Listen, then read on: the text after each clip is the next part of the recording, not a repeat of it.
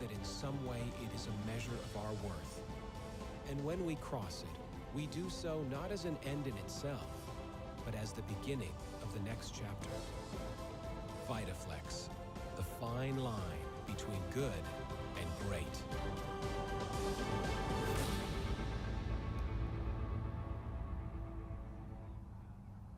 Experience the true essence of equine serenity at Zen Elite Equestrian Center.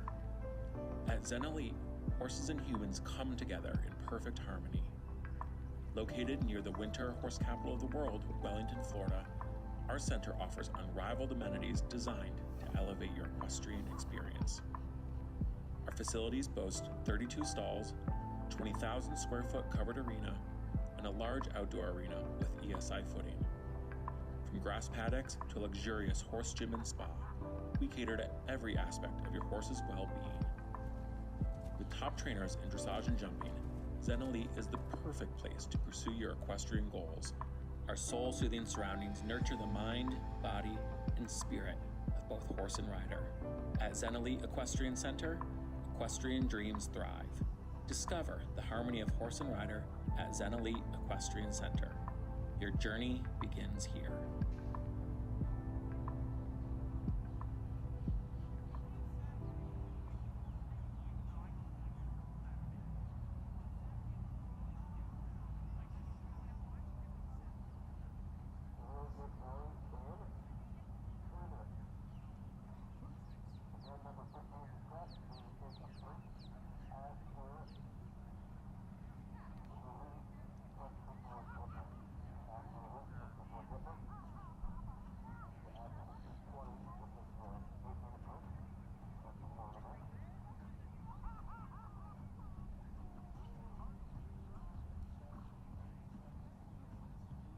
Mike Morrissey will be joining us.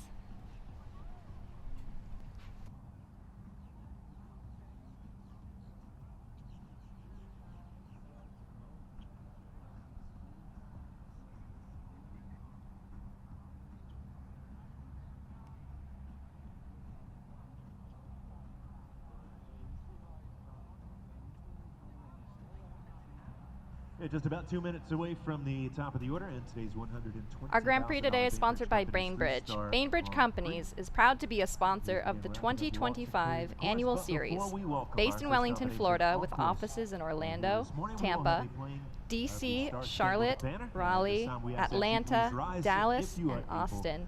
Bainbridge is one of the nation's premier owners, developers, builders, and managers of multifamily real estate.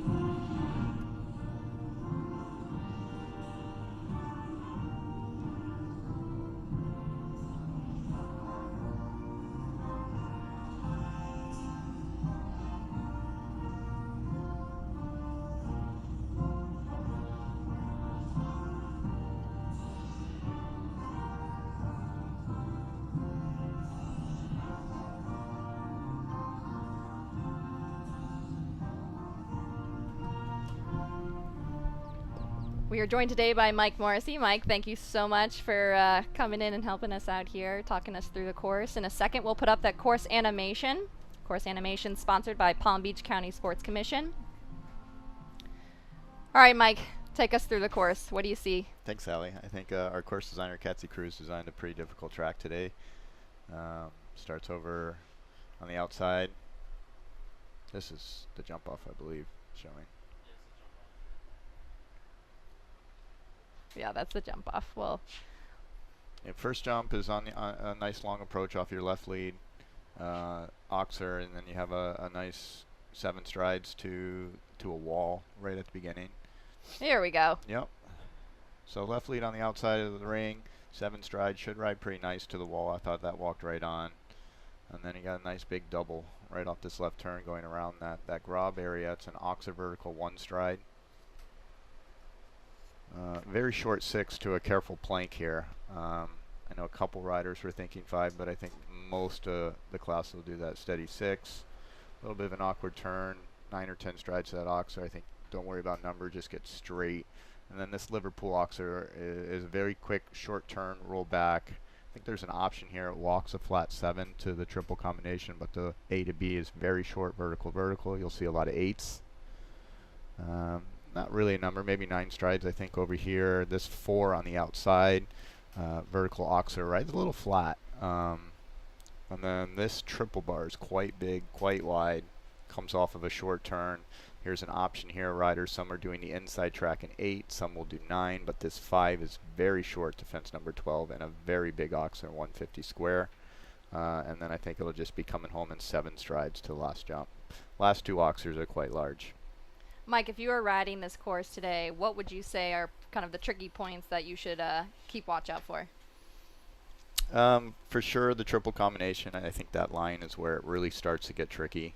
That careful plank at 4 is maybe the first jump. You start seeing some issues, but I think the triple, that flat 4, and then the last line coming home. I think triple combination is going to be tough. The line into it, the oxer before is a big square oxer where the Liverpool away from the gate off a short turn. I think that's going to make that 7 awfully flat. So I assume to see a lot of horses and riders squeezing 8 strides there. Well, you heard it. All right, starting off, Christian Kukuk, winner of our finale Grand Prix, week 12 of our Winter Equestrian Festival, riding Sapano Bay. Sapano Bay 2014. Gelding by Shaman and Soleil. Christian, based out of Wellington, Florida. Christian also just had a baby. Again, congratulations. So we see a few other actually European riders staying over here. Him being one of them, taking advantage of this beautiful grass field we have for these next 2 weeks. Yeah, there's quite a few of these top 5-star type riders. Christian, Nicola Philipparts, a few others that stayed around that would usually probably after WEF 12, after the 5-star, go back to Europe, and it's good to see them staying around, jumping these 3-star events. Yeah, so there's the 7 I think you were talking about, and that's the wall that might catch a few people off guard if they are not really prepared to jump walls, especially on the grass field. That 6 is very steady to the plank.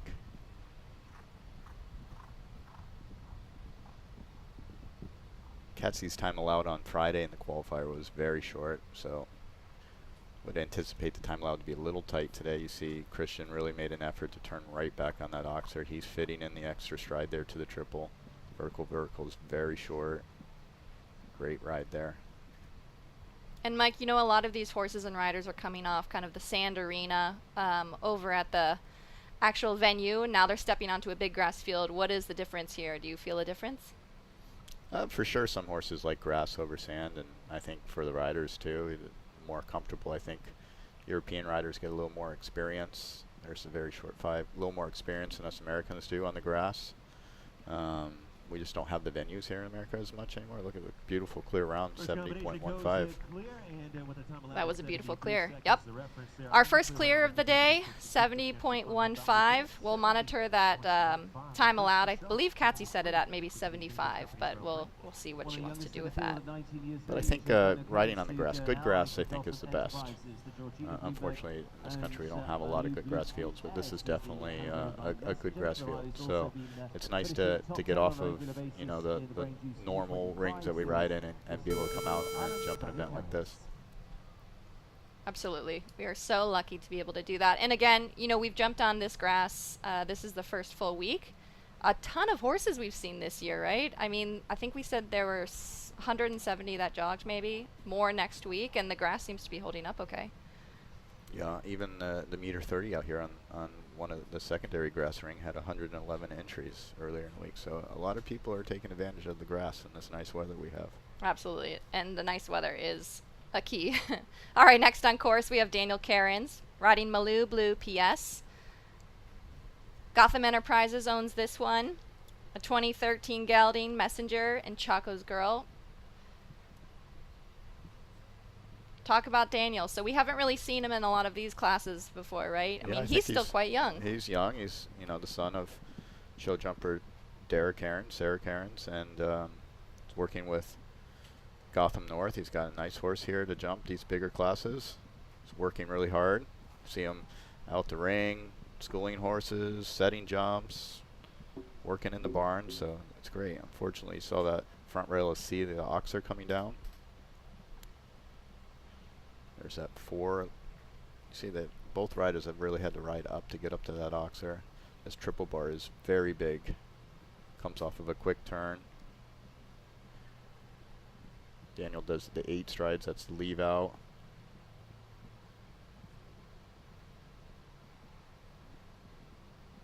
He does 8 coming home. Good round. It was a nice round, especially for how young he is and relatively inexperienced at this height and this level. Finishing his course, 4 faults, time of 69.56. Again, that time allowed doesn't seem to be a huge factor. If she's keeping it at 75, then I'd have to guess she's going to move that down. If I was betting on that. First 2 horses went in clearly under time allowed.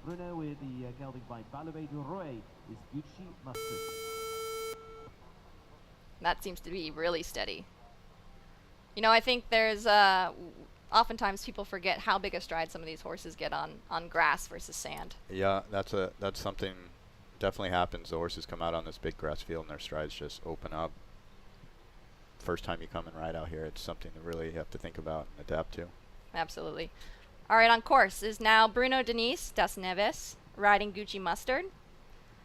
Gucci Mustard is a Balubé du Rouet by Codette. And Bruno hails out of California, Del Mar. See the horse just after that plank got a little bit mouthy. You see Bruno really fighting to try and get him back, and unfortunately had that front rail, that oxer down. Horse looks a little bit anxious. So he's got a lot of blood. Good style there through the triple. And we tend to see a little bit of a different Bruno does 5 there. group of people that kind of come for these spring series. Yeah. I mean, we don't see much of the Ocala. You know, Ocala's done. Some of the Ocala people come up and love to show on this grass here. We see some people also from California. Oh, another great round, just the 4 faults early on. One time fault, so it looks like they did adjust the time down to 73 seconds. Yep, and I think that's what you're kind of touching on. She might adjust it downward just enough, so he finishes on a score of 5. Ireland's Simon McCarthy now, and Simon riding for Alain further with this ride. This the French bred mare by Vagabond de la Palme is the 9-year-old Gaiety Dell for Simon, who was winner. With his other partner, here we see him really fighting with the horse, trying to get it back settled right before the oxer. It just looks like maybe he shifted a little bit onto that right front.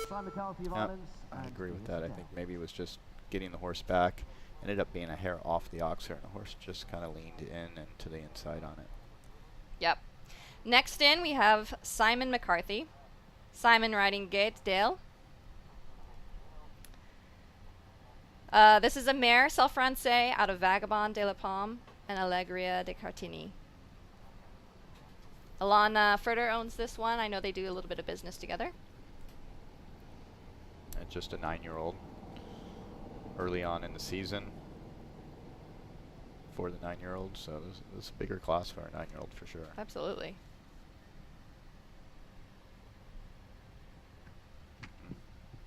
Looked like the horse maybe didn't get his eye on that jump. You saw Simon at the end there, like trying to focus his horse back on the jump. Maybe got a little stalled there. Had to back rail that oxer.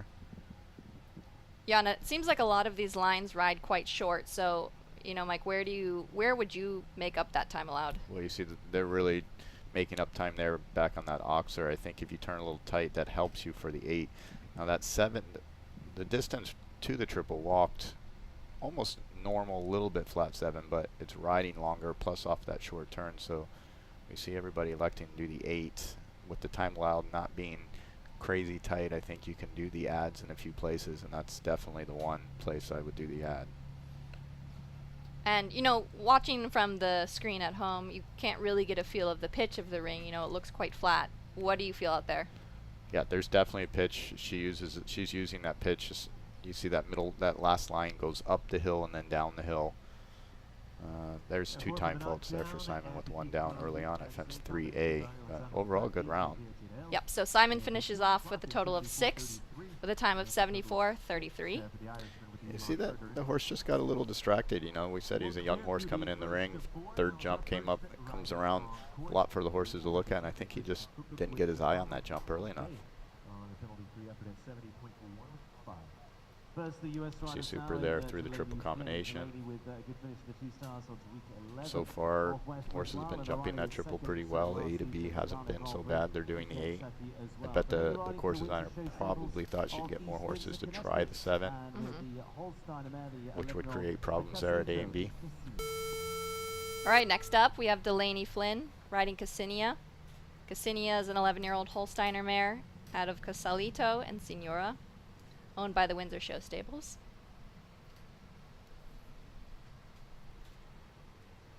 Delaney has been partnered with this horse for a number of years now, actually, about 3 years, so she knows this horse quite well. She loves riding her on grass. They've been a really consistent pair to watch over the past year.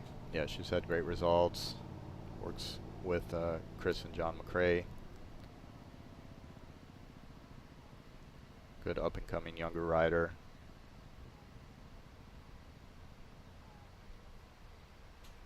See, she goes on a bit of a direct path there. Again, see that direct path, I think the horses just, it comes in at a weird angle and they don't really see that oxer well. That might be one place to take your time and get a little straighter. We've seen the last 2 horses kind of make the same mistake there. Yeah, absolutely. And you are coming around a bank, which you don't quite see super clear from the camera, but there's a tabletop bank with some bushes around it, so it is a little bit blind until you kind of breach that corner, just like what you said. So, you know, when you said you were taking that direct route, I think maybe some of the horses don't really get their eye on it up and through that bank, like the riders are kind of already looking for. Real direct approach there to the triple bar. Shave some time there, maybe looking to be a fast 4 faulter. Does do the add there to the Liverpool. This is a very short 5. She's doing, looked like she went for 4 and then realized it's 5. Yeah. And again, just like I think what you touched base on, that 5 is going uphill, so it could be a little bit deceiving for some of the riders, thinking they needed to get up up the hill. A couple riders were talking about doing 4 in that line, and I think Delaney may have been one of them.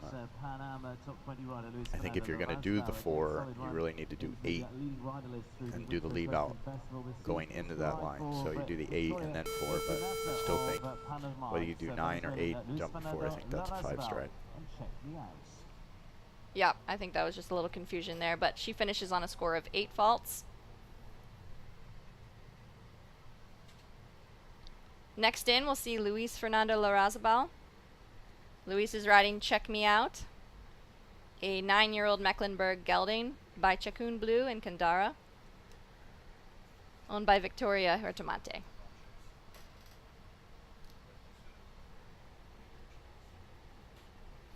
Luifer's a very competitive rider. Got a lot of nice horses at the moment. Busy guy. Yeah, we've seen him a lot in almost, I think, every Grand Prix.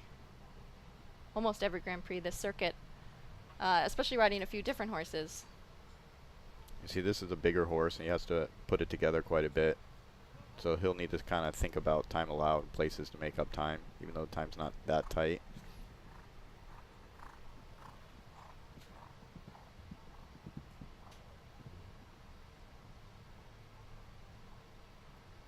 Yeah, that looked relatively neat on the rollback. He does the 7. Big stride, was able to get it steadying. Horse did a really good job of getting up over B.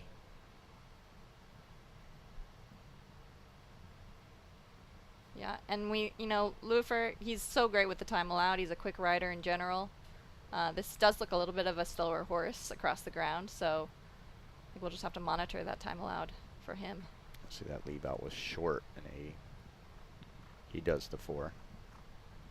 And you think that was maybe what Delaney was having in mind?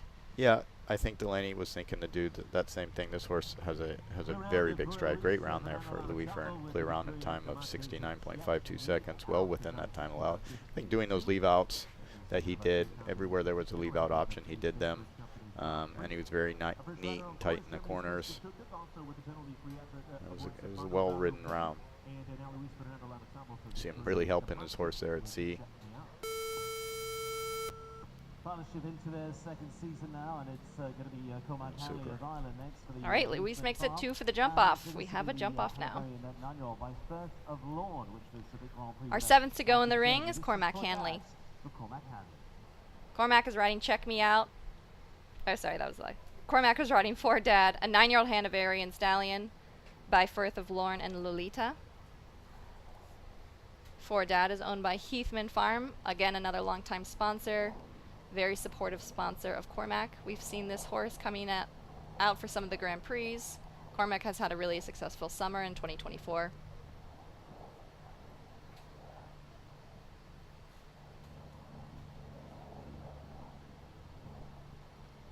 You know, Mike, I think it looks like they're really trying to pay a little bit more attention to 3A. They saw some faults come there. You know, it looks like they are giving the horses a little bit of time to see that fence. Yeah, it's riding a little trickier. That's 3A than I thought, but I think it's just the angle and riders trying to be a little bit quick there. Oh, unfortunately, the A coming down there in the triple combination, and then horse got a little stalled up and slow and struggled to get out of C.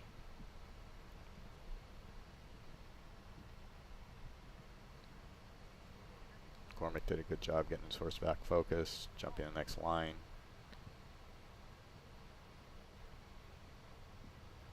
Yeah, and you see him fighting a little bit, trying to fit in that number. Yeah, he did the 9. He really used his track there Yep. to get out and help. Wanted to make sure he could get that 5 done, so he does the extra stride there to Liverpool.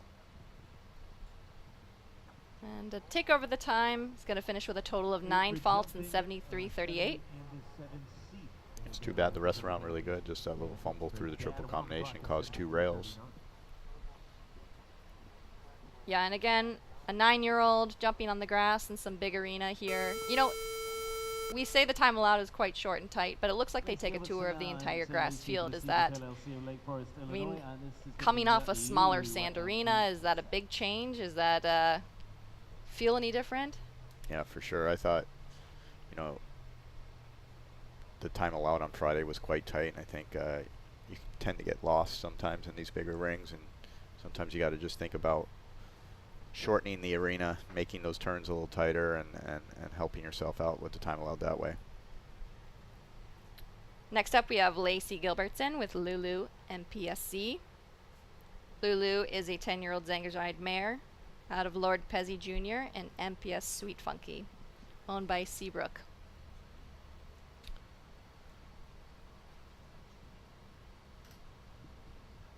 She really, I thought, kind of gave her horse the opportunity to see that one, just like what you were touching base on. Yeah, she came in with nice rhythm, got very straight. Horse jumped that double very well, and then you see the 6 got very steady for her. I think she had a lot of momentum coming out of that double, and she had to fight for that 6.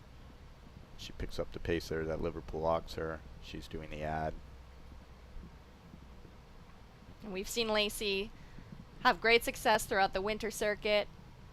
She's definitely no stranger to this grass field, so I'm probably sure that she kind of knows how to ride the pitches we were talking about earlier, and when to pull, when to kick, when to conserve energy, and make up that time allowed on such a grass field, like you said, where they get lost. She does add the 9 there to help for this 5.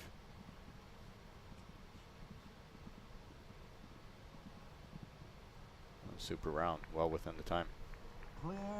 Another clear round that makes a total of 3 clears in a time of 70.03. So 3 clear rounds. We have Christian, Luis, and Lacey now lined up for our jump off. And this order of go is based off of the qualifying from Friday's class, so we are seeing it in reverse order. So technically the horses that were stronger on Friday go at the end. There's a lot of good horses and riders in this opening group. So 3 now early on, 45 to go in the class total, 45 entries. Total so 45. I think we're going to have a fun, exciting jump off for sure. Next up, we have Teo again. Teo is riding HH Medarko PS. Medarko is a 11-year-old Oldenburger by Messenger in Dugranda. And Medarko is owned by the Double H Farm and the Creel family. Teo picked up this mount and is not super familiar, you know, hasn't had a long-term partnership with this horse, but is really connected already quite well to a lot of these horses. Yeah, he comes from a family of horsemen, and brother, father, they all ride, and Teo picked up this riding job with Double H, and he's done a great job relatively quickly. Yeah, it looked like he had to give a really solid ride at maybe the wall and at the 3A that you were also talking about, a little tricky to jump. Yeah, the horses really aren't focusing in on that double. They're getting very distracted. Yeah. So Teo had to really work hard the last couple strides to get his horse focused on it. Used a lot of leg. He did the ad. Fortunately, had B down. Yeah, just like what you were saying, I saw another, you know, the horse maybe thought he was turning left and then right, and didn't quite focus in on that skinny as well. Yeah, you see the horse just fought him a little bit to steady to that blue vertical, and then he had to really ride that 4-stride hard. So he pulled off a bell boot there. It's a steady 5. But again, I think this may be his first biggest class with this horse. And just the 2 down overall. Very nice round. Gets in within that time allowed of 73 seconds and forward time of 72.33. So finishing with the 8 faults, 72.33. I think there Teo would have just liked to have gotten that 8 done a little bit sooner. Would have helped him. Maybe if he could have gotten the 8 and then off of A a little bit, give himself a little more room. Once he gets to know this horse, gets to know its mouth a little bit, I think it's just maybe a little mouthy there. Yeah. Mike, it looks like a lot of these lines are kind of connected, so if you find yourself not in a good place in the first line, it could roll over to that next line. I mean, we're out here on a big grass field, but most of these lines are all connected and related. There's not a lot of places to take a breath and you know, regroup. The jumps just keep coming up pretty quickly. Next in we have Jenny Rankin. Jenny is on Ibiza, 12-year-old KWPN gelding by Enchilada Muse and Watch Me Be, owned by the Trinity Partners. We saw Jenny a lot here for circuit. Again, some really fun, new, fresh faces. Okay, we saw Jenny maybe last year, I think, as well, but we find a lot of these horse and rider combinations are staying a little bit longer. Jenny's a great rider. She has great style. I've watched her go plenty of times in the ring. Well, unfortunately, that front rail of that oxer comes down at the Liverpool.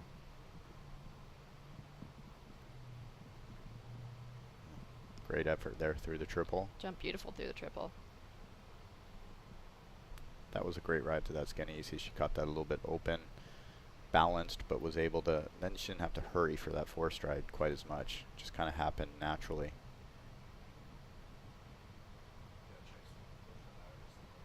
She does the 9, the add there to Liverpool, helps set up this 5.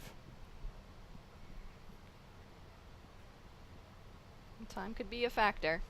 She does the 8 strides there. She's going to be just over. 4 faults with a time fault. So Jenny finishes with 5 total faults and a time of 73.51. I think her rail too was a little bit her thinking about the time allowed, because her plan was probably to do these ads. You see where there was an option to do the ads, she did them. Yep. And that could have been a place where she was thinking, okay, my plan is to do the ads. I need to be a little bit neater and quicker, tighter here, and maybe just caught up with her. She turned a bit tight, got a little bit deeper than she wanted to be at that oxer. Next in the ring, we see Charlie Jacobs. Charlie's riding Camilla 111. Camilla is a 10-year-old warm blood mare by Fantomas de Muse and Khalifa 111Z.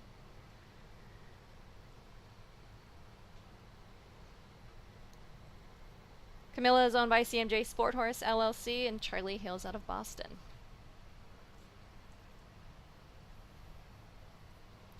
Charlie, another familiar face on this circuit.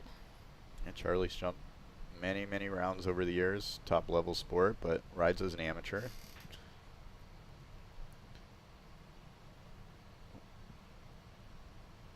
And ended up doing and added that second jump at the wall, but made it work.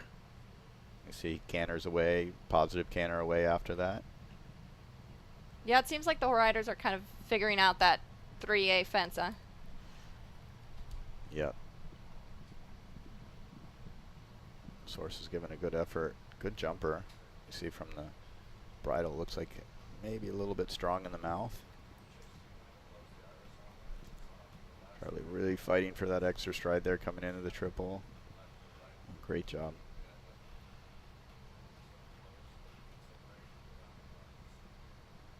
Yeah, really having to fight hard for the 9, and then I think the 4 just got a little bit away from him at that point. Exactly. If you get stalled up there at the end in that 9, that makes that 4 very difficult. And unfortunately, as the back row, that triple bar down also.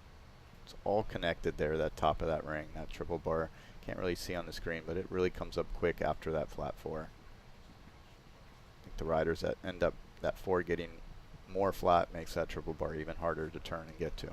Absolutely. Charlie finishes on a score of 8 faults and a time of 72.97. Here we'll see a little replay of kind of the 4 getting away from him here. Horse just really had to stretch for that back rail. And again, what do you think happened there? I think he probably, just wanted to get up to that triple bar hair more than he did, but it's just a little bit unlucky there. I think after that 4 being so flat for him, horse was a little bit on the end of the stride.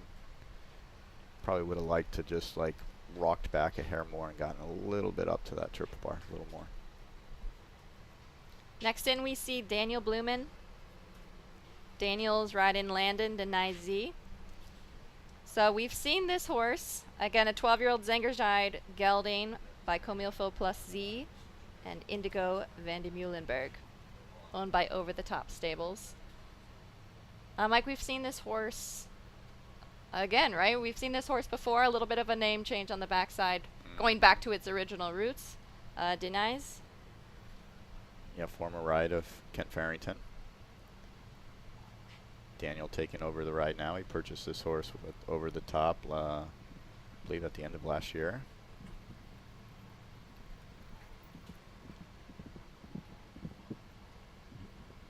We haven't seen them too much over here. I know they jumped in a few classes a few weeks in Ocala. Again, Daniel just trying to figure out the rideability on this horse. Oh. That's unfortunate. You see the horse just being a little bit mouthy. Almost got in trouble going to the Liverpool. And then again, in the line in the 8, steadying for the 8. Looked as if he didn't think he was getting the 8 done, and then last minute did. Yeah, and again, like what you were saying, out on the grass, you know, some of these horses just get a little bit lost, maybe lost in their stride, lost of where they're looking and aiming for. Yeah, it didn't look like he was too far off in that 8. I don't know. I'd have to talk to Daniel and see what he felt there, but that was just unfortunate. And the difference, you know, too, going from sand to grass and vice versa could also mean a bridle change. Some horses get stronger on the grass, some horses get a little bit softer on the grass where you really have to ride them forward. So it also could be a change of equipment. It's good to see him go right back to it, have no issue. A really new combination, jumping very high level of sport. You know, it takes quite a while to know all the buttons. Horse has to get to know you, the rider has to get to know the horse. See here, he's going for the 7, the leave out to the last. Landon has a very big stride. For sure he's going to be disappointed about that, but he knows it's a learning process, and he has his horse. For sure, his target is to be jumping 5 stars with this horse, and he's just got to get to know each other. They put it back, circle, put it back together, and finished with a very nice round. Absolutely, and Daniel finishes with 11 faults. Adding that circle in there, but just like you said, completed. The rest of the course just looked like a much smoother ride from there on out. Next up we have Todd Minikis. Todd's out of Lake Worth, Florida, riding Kikibo Spirit. Kiki Bo is a 10-year-old warm-blood gelding by Darius and Lolita MH, owned by the Spirit Group out of Lake Worth, Florida as well. Big horse, scopy. I'd say some of the leave-out options Todd will be looking to do. I would bet he was considering doing 4 strides in that second to last line. Maybe he does the 8 and 4 there. He could see 5 right here. Yep, there's the 5. Just looked like he got that done easy. Unfortunately, that plank did come down. And Oxer as well.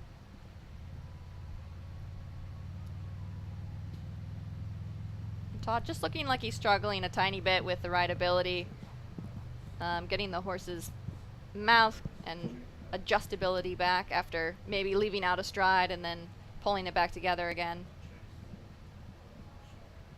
Horse just 10 years old. I think Todd's going to keep going, give this horse the experience it needs out on this field over some big jumps. Here I've looked to see him do the 8.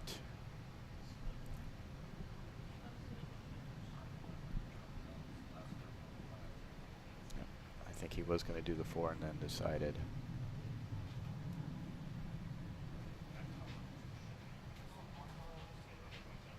Todd just trying to maybe figure out next best move for Kiki Bo, whether we finish the course.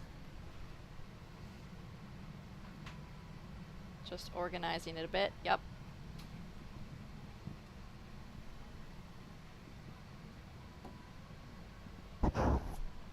And electing to retire.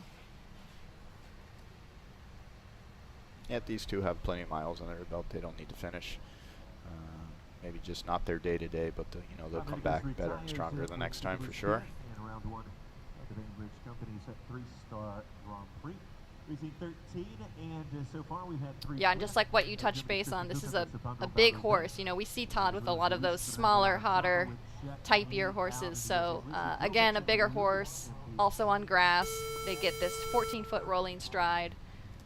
Just a lot to kind of handle, especially coming out of a smaller sand arena with walls. Exactly, horse jumped very nice round in a very difficult qualifier on Friday, so it's not their day together today. Next in the ring we have Patricio Pascal. Patricio's out of Mexico, riding Gazelle SM, a 9-year-old mare, Celle Francais by Orient Express and Caratina Aliazi. Oh, there's the first to have the wall down. I think that 7 was maybe just a little steadier than Patricio thought. He maybe thought the wall would hold the horse up a little bit, but it looked like he just got there a little early in 7. Fortunately had that down. Give a great effort over that one. Sure did. And we've seen Patricio during the winter circuit as well. Patricio likes to come in and out every couple of years, especially to support the Nations Cup teams. We saw him ride on the Mexican Nations Cup team. That 1 stride got so short for him, A to B, and then horse had to twist a bit to get over C. Looks like a trier, this horse.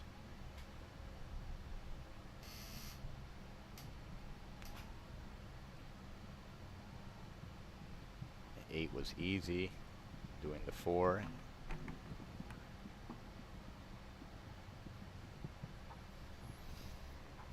So he does do the leave out there and does the 4 instead of the 5, has that front rail, that Oxer down to finish with 8 faults. I think that, don't love that 4. Yep. I think that the 5, I mean, certain horses can definitely do the 4. This horse had a very big stride. Looked like he got there fine in the 4 as well. That's a tough line. Finishes on a time of 67.78. And again, just like what you were touching base on, everything is a little bit connected. So if you ask the horse to really open its stride in one line and try to wrangle it back in the next, you might just create a little bit of a tug-of-war situation. Yeah, for being such a big ring, the jumps are coming up fast. And for such a big ring, the time allowed only being 73 seconds, you know that it's a quick course. Not a lot of time to regroup or to get yourself back together, so it's coming up fast. Even the unrelated lines, like to the triple bar, that turn comes up very quick. The biggest stretch of grass without a jump is from 2 to 3. Next up we see Caitlin Boyle, Caitlin is riding Prianti Van Het Miekenhof. Prianti is a 10-year-old mare, Belgian warm blood by Thunder van de Zuidhoven and Dulind.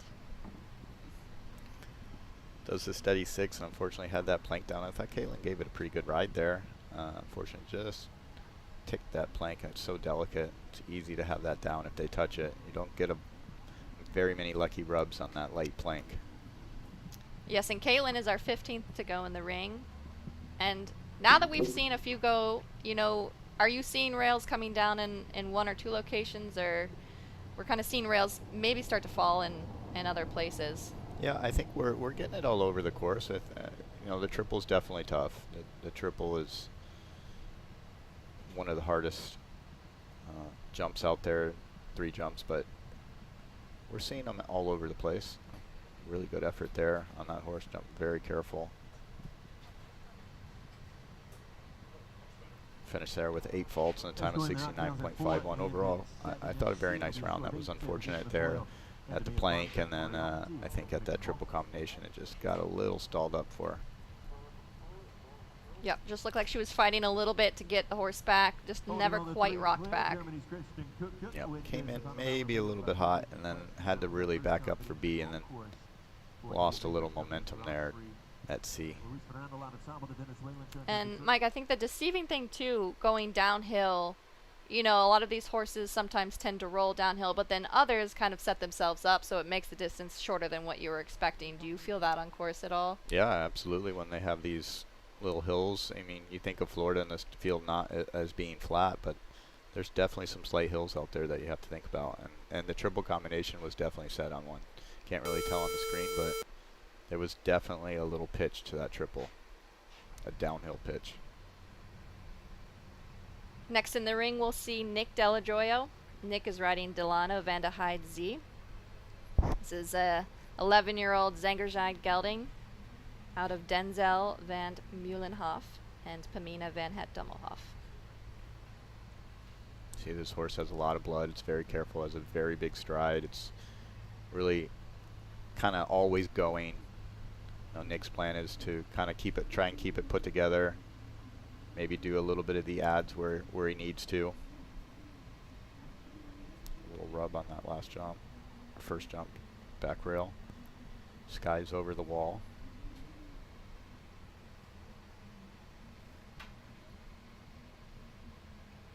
We see him give a lot of time to that to make him really focus on the 3A obstacle there.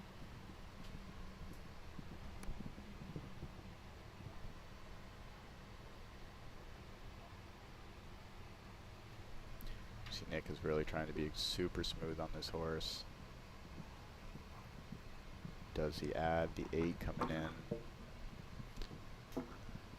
Just got a little quick there, coming in and coming out.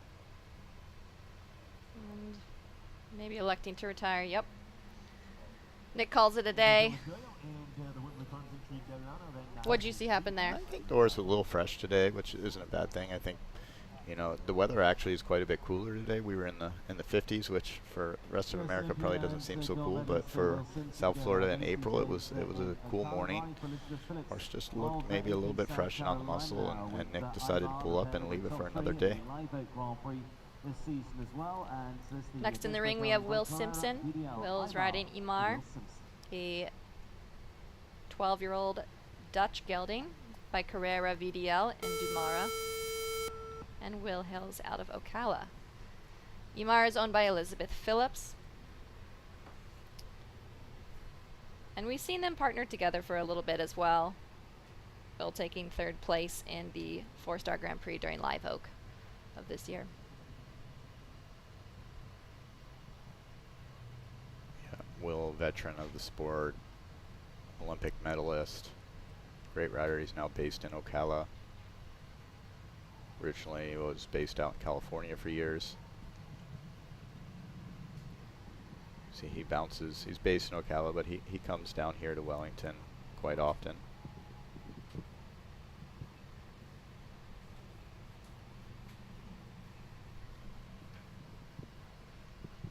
And Will, a quick rider, so probably knows that the time is a little bit short. Had to fight really hard for that ailment. But, you know, you can really teach riders by watching that. You see, Will knew he wasn't getting there the way he wanted, and he really was disciplined with his body position. He stayed way back, and that's the reason that horse was able to jump A clear, because Will's body position was so good there. He stayed back. He knew he was a little bit in trouble. He looked like he jumped it with one hand. Yeah. Super there. This horse really gets up with its front end. Oh, he's going for it. There's a clear round. Gets it done. Gets it done in a time of 68.61. So Will joins the list of clears. We are up to 4 clears. So it's been several horses actually since we saw those first couple clears really come at the top of the order, and then we've now seen rails kind of falling all over the place, which is a little bit of a testament to Catsy Cruz's design here. Next in the ring, we'll see Chris Pratt. Chris is riding Ideal ES. This is a 12-year-old Dutch gelding warm blood out of Yucato and Renata, owned by Take the High Road. Chris has already racked up some great results with this horse. He was 3rd in Ocala's 3-star Grand Prix not too long ago. He was also 5th in the 2-star Grand Prix right here in Wellington. Chris has been a great rider for many years, based here in the U.S., Canadian rider. Worked a lot with Shane Sweetnam and a lot of top riders. Does a lot of training, a lot of students. Chris has really formed a strong partnership with this horse already in just a short amount of time. So he does the leave out the 5 strides to that plank. Do you think we'll see maybe more starting to take note? We've seen a few riders do that 5 there. I think it's very horse specific. You have to have a big strided horse to do 5 there.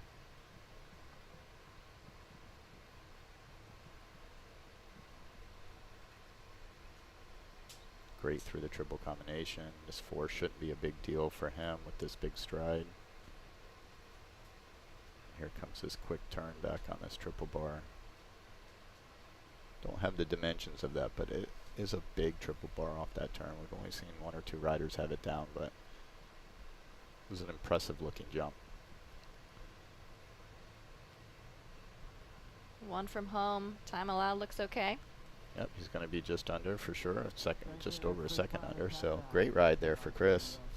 Horse jump very nice. Chris takes another clear round in his time of 71.49. All right, now we're starting to see some back-to-back clear rounds again. So we've seen 18 rounds already. I believe we're up to 6 clear. 5 clear. I'm sure we'll get a few more at the end of this class. Just like what you touched base on earlier, this class is, the order of round is drawn from reverse order of the qualifier on Friday. And we got two horses left before we hit our midway break. Next in we'll see Philip McGuane. Philip is riding Orphea HQ. This is an 11-year-old Belgian warm blood mare out of Emerald and Kato van het Eindeschof, owned by the Evergate Stables. I think you got it.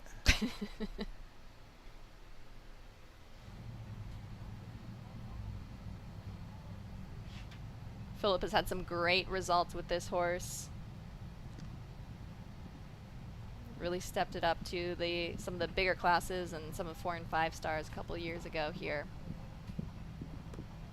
Philip's a nice rider. He's got great style. He's done a really nice job for the Evergate Stables. Very competitive every time he goes in the ring. Yeah, and I would say if this horse makes it to the jump off, they are very fast. Definitely ones to watch. He's given it a great ride so far.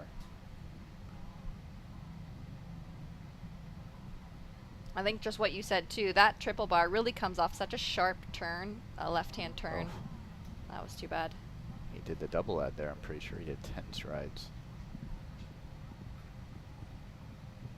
Well, that's unfortunate. Just on 4 is He's having a really good round. Just that one down at the end of the course for 4 faults. The time is 69.97 seconds. So far. So that was a relatively quick time, already slotting them into 7th place. And we have one left before the drag. You see on that fence he had down, there's a Liverpool under it that we call an offset Liverpool, where the Liverpool set on the back side of the jump. Sometimes that can just get the horses to look down or look at it, and then they jump through the vertical. That could have been something that happened there. Hard to say. Next in, we have Luis Sabino Goncalves riding Scoop de Septanzi. Scoop is an 11-year-old Zangerjide gelding out of Hunter Sendro and Kajina Vant Hugenheide. Scoop is owned by the Sigma Stables out of Ocala, Florida. And just like Will, I think we see some of these Ocala riders start to trickle down to Wellington again to jump on this beautiful field. Luis being one of them.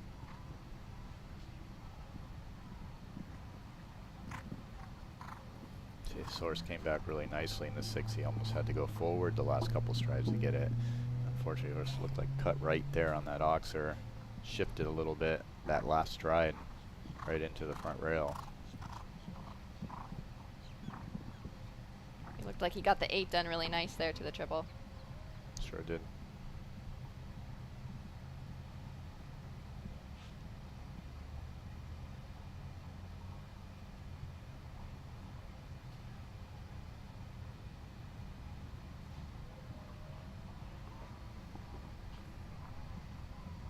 Luis looking like he's having a really nice round. The unlucky 4 faults so far.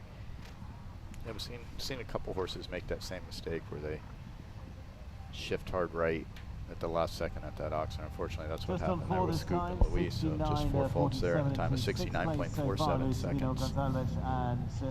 An unfortunate rail, otherwise a beautiful round.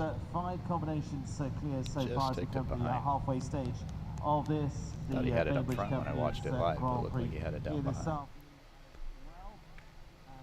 Yeah, and that fence is set a little bit off, kind of off to the side of the others, right near the railing, as you can kind of see on your left-hand corner. Yeah, the horses know they're not going left after that jump, so a lot of them anticipate that right turn because it's pretty much impossible to go left. It's set on the outside with the fence on the left. So I think horses and riders are thinking right. Riders are maybe thinking time allowed there to get to that next jump, and unfortunately it just caught them like it's caught a couple other people.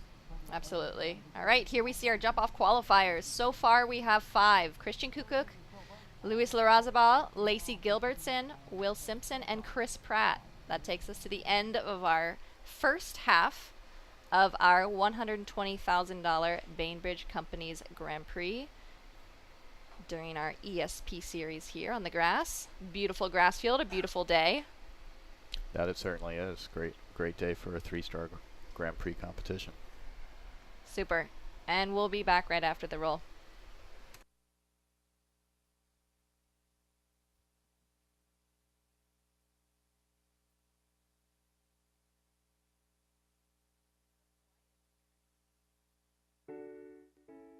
Bainbridge is a fully integrated family of real estate companies who have developed and acquired more than 43,000 units representing $7.5 billion in transactions since inception.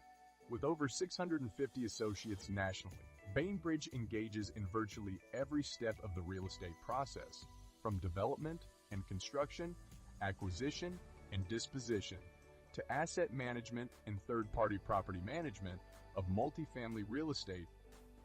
Bainbridge is the 10th largest multifamily developer and the 14th largest multifamily builder in the United States. Our team of experienced and knowledgeable professionals is devoted to creating exceptional living experiences for all of our residents and building lasting, mutually beneficial relationships with our partners and clients. To learn more, visit www.bainbridgecompanies.com.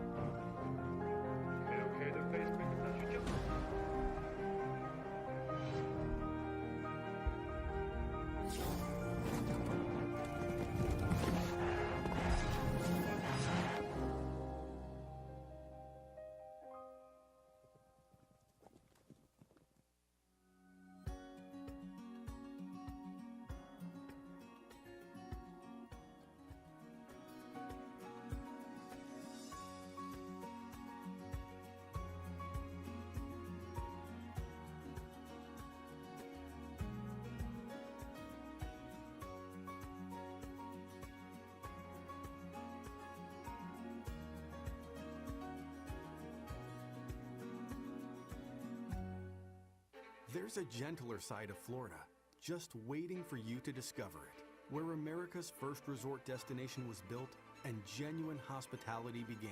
A place with cleaner sands, warmer waters, and fewer crowds.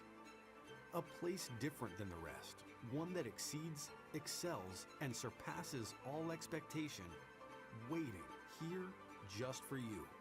We are the original, the one, the only, the Palm Beaches. Experience the true essence of equine serenity at Zen Elite Equestrian Center.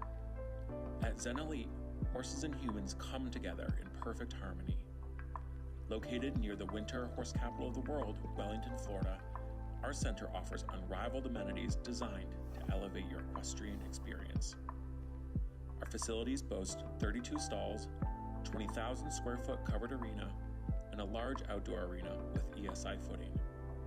From grass paddocks to a luxurious horse gym and spa, we cater to every aspect of your horse's well-being. With top trainers in dressage and jumping, Zen Elite is the perfect place to pursue your equestrian goals. Our soul-soothing surroundings nurture the mind, body, and spirit of both horse and rider. At Zen Elite Equestrian Center, equestrian dreams thrive. Discover the harmony of horse and rider at Zen Elite Equestrian Center. Your journey begins here.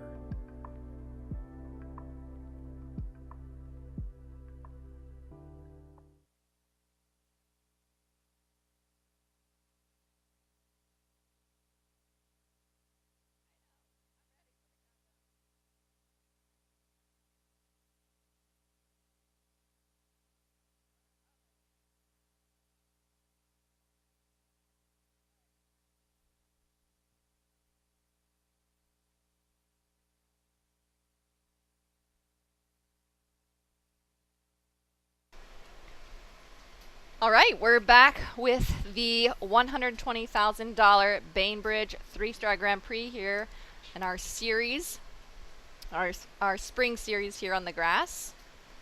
Mike Morrissey, Mike's next to me. Thank you so much again for joining us, Mike, taking us through this course. We're just going to run down a list. We have 5 qualified already for the jump off out of our first half. So far, Christian Kukuk, Luis Larrazabal, Lacey Gilbertson, Will Simpson, and Chris Pratt are all 5 of our clear rounds. Running down the list, we see Luis Sabino Goncalves just taking that 4 faults, an unfortunate 4 faults for Daniel Cairns as well as Philip McGuane. Already we've seen some recaps here, and again, seen some problems come early on at that 3A element there. Here we see Teo just struggling a little bit getting through that triple combination. Yeah, that triple combination's caught a few people. It's very short, vertical coming in one stride, then Oxer coming out. That Liverpool away from the gates caught a few people for sure. Fortunate there for Landon and Daniel Blumen. We see that plank. That's another tough jump. That's sitting on about 5.5 strides. Most riders are doing the steady 6. Some are doing the leave out in 5. That Oxer comes right after that plank. A little bit of a funny angle. See this wall here. Fence number 2. That coming down I believe just once. Again, there's the plank.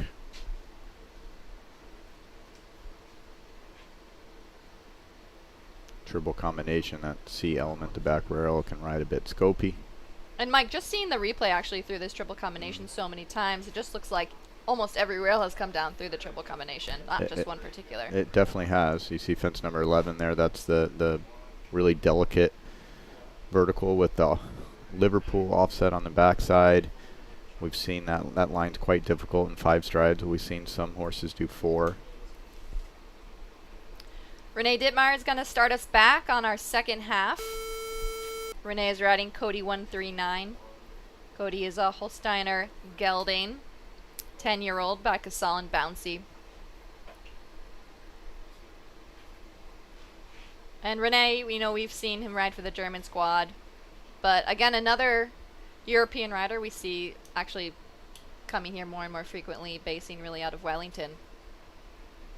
Yeah, good rider, very tall. does a very good job of controlling that upper body for such a tall rider. I'd say he's got to be 6'4", 6'5". He's a tall guy. And you know that height, you know, does that affect, do you feel like that affects the horse or the performance or the balance on the horse? I think each rider has to adapt to, you know, how they are, and Rennie probably doesn't know any differently, obviously. You know, as a certain characteristics that you have help you with certain types of horses. You know, for me, not a super tall guy. Maybe Rennie would be able to ride a big, large horse. But you see, these horses, you know, these aren't big horses. He's oh, no. Oh. The horse looks like it just, his eye got caught on something he didn't like there, which is, you know, that jump is just a plain vertical. I think it was something outside of that jump that he saw, maybe on the outside of the ring. I think it was the butterfly fence here. Yeah, it could be. Oh, what an unfortunate end for Renee. Electing to retire. Just after the horse just seemed a little bit spooked by one of the fences out here, but otherwise going for a beautiful round. Yeah, his horse was jumping super up to that point. And that butterfly jump was in the class the other day, and I'm sure if he's jumping this today, qualified, he didn't have an issue with it the other day. So that's unfortunate. You know, these horses, they have a mind of their own sometimes. And you know, down at that end, the camera doesn't really quite show the angle, but there is a double-decker tiki hut. You know, some decorations over there, some palm trees, some bushes. It is a little bit spooky down in that corner. Next up, we have Charlotte Jacobs riding Thomas Court Valley Patrick. This is a 10-year-old Irish sport horse gelding by Baloo du Rouet and Doctress Delight. Charlotte hails out of East Aurora, New York, owned by the North Star Group. So Charlotte's already had such an incredible circuit, with many of her top mounts. Yeah, she's got a great string, and her riding is really, really going well right now. She's doing a great job. She's probably riding stronger and better than she ever has. Worked with her husband, Matt Calderwood. They have really done a great job of picking out horses, maintaining their horses, keeping them at this elite level at the top sport.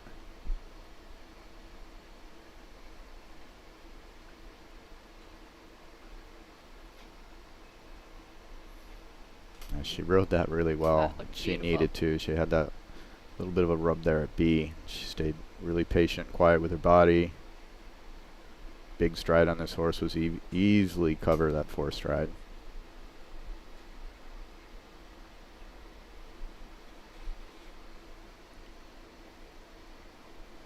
See, she's doing the steady 9. Oh, that was unfortunate. Horse jumped that 5 stride really well over that Auxerre. She does the leave out to the last. Just the one down. We saw Philip McGuane just a couple horses ago. He had that same jump down at the end of the course. That's too bad. Yeah, too bad. So Charlotte ends her round with 4 faults in a time of 72.53. And again, we'll see that replay there. What do you think happened? It's hard to say. I mean, she did the ad because she wanted to set up that 5. I know in the course walk she was considering 4 there, maybe 8 and 4. I think she decided to, and opted to do the 5, so thought maybe she'd do the ad, the 9 coming in there, which I think is a good option. I think it was just a little bit unlucky. It was a very light rub, and the jump came down. Next in the ring, we'll see Tiffany Foster. Tiffany is riding Electric. This is an 11-year-old Zangerjide mare by Emerald in Odine, owned by the 5 Roosters. Big scopy horse here. So she had to steady a bit for that wall. Yep, Tiffany we've seen already come together with this partnership over the past couple years. Really strong partnership it formed.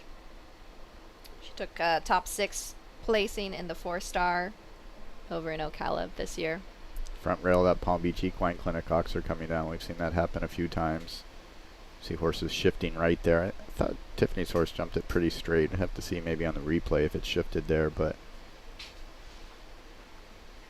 Jumps through the triple easy.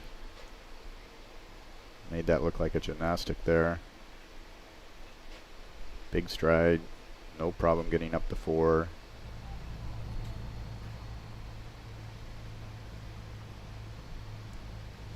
And it seems like people have already kind of figured out that triple bar in the beginning. I think we saw some issues with it, but I think already what it looks is that they're giving it just a little bit more respect than maybe originally thought.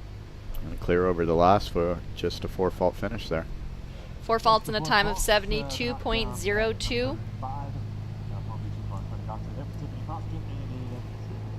And right now that takes Tiffany into the 9th place position.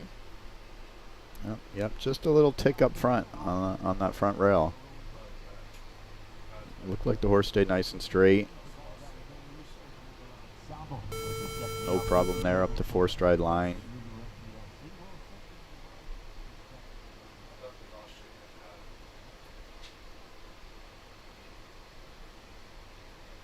Yeah, just looks like some minor adjustability errors there, keeping them out of the jump off. Next in, we'll see Peter Lutz. Peter is riding Catriona. Catriona is a 10-year-old Dutch mare by Cannon and Amita. Catriona is owned by Lovsta Stuteri and an avid supporter again of Peter's.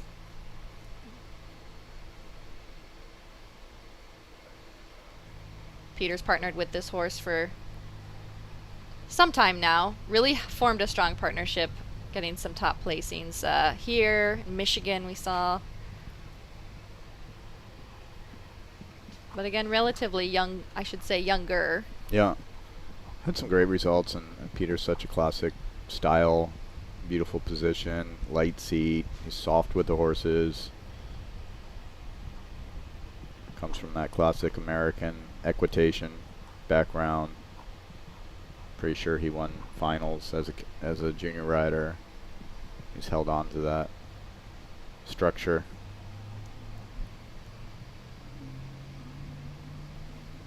The horse really jumped up nice there.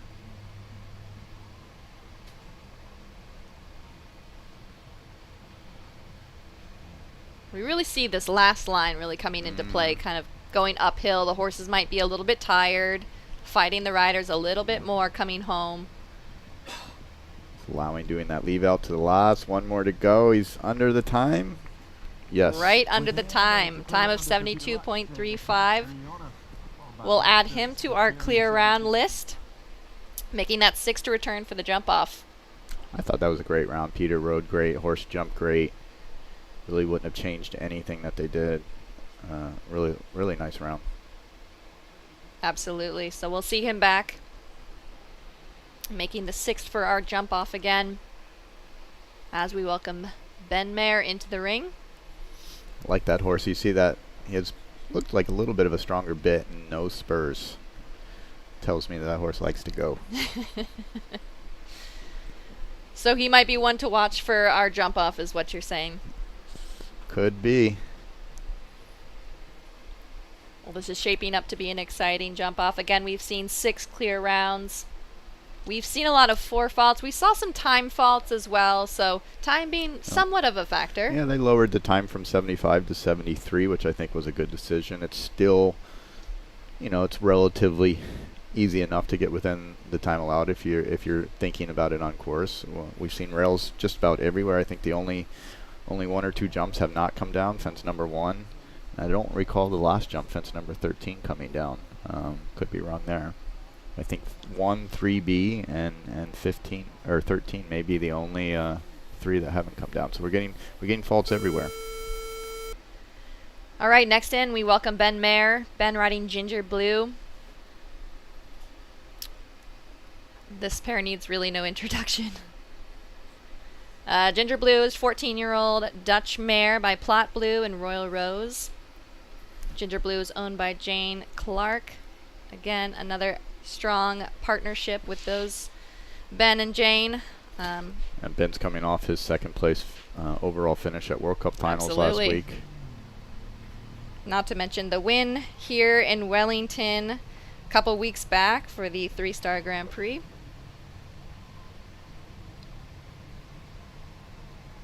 Ben really capped off a nice winter circuit. Definitely top placings here and there, won the last WEF. And again, has so many horses to kind of pick and choose from, and actually disperse around the world, just like what you said. We saw them in Switzerland not too long ago. Ben's just a great rider to watch. Learn so much from him, his style, his technique. His position is so good. His timing. Oh. Really having to stretch for that. Got away with a little bit of luck there at A.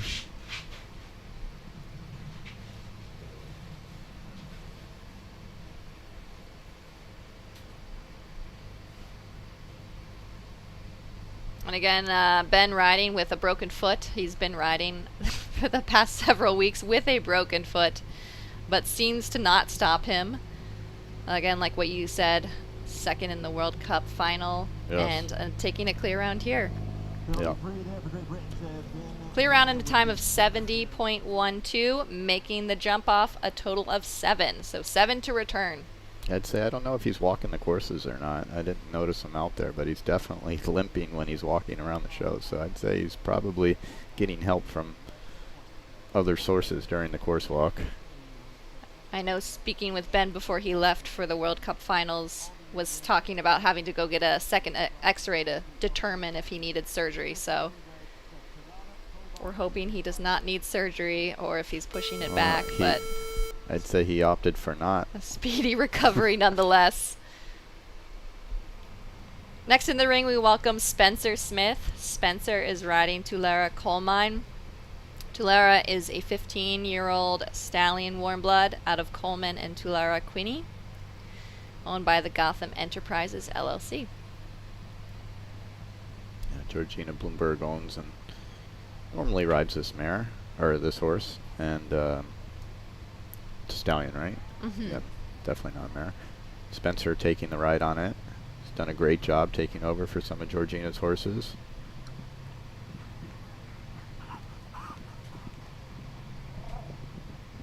Yep, and just not too long ago we saw Daniel also taking another ride out of the Gotham horses as well. Georgina just being pregnant at the moment, not allowing her to ride.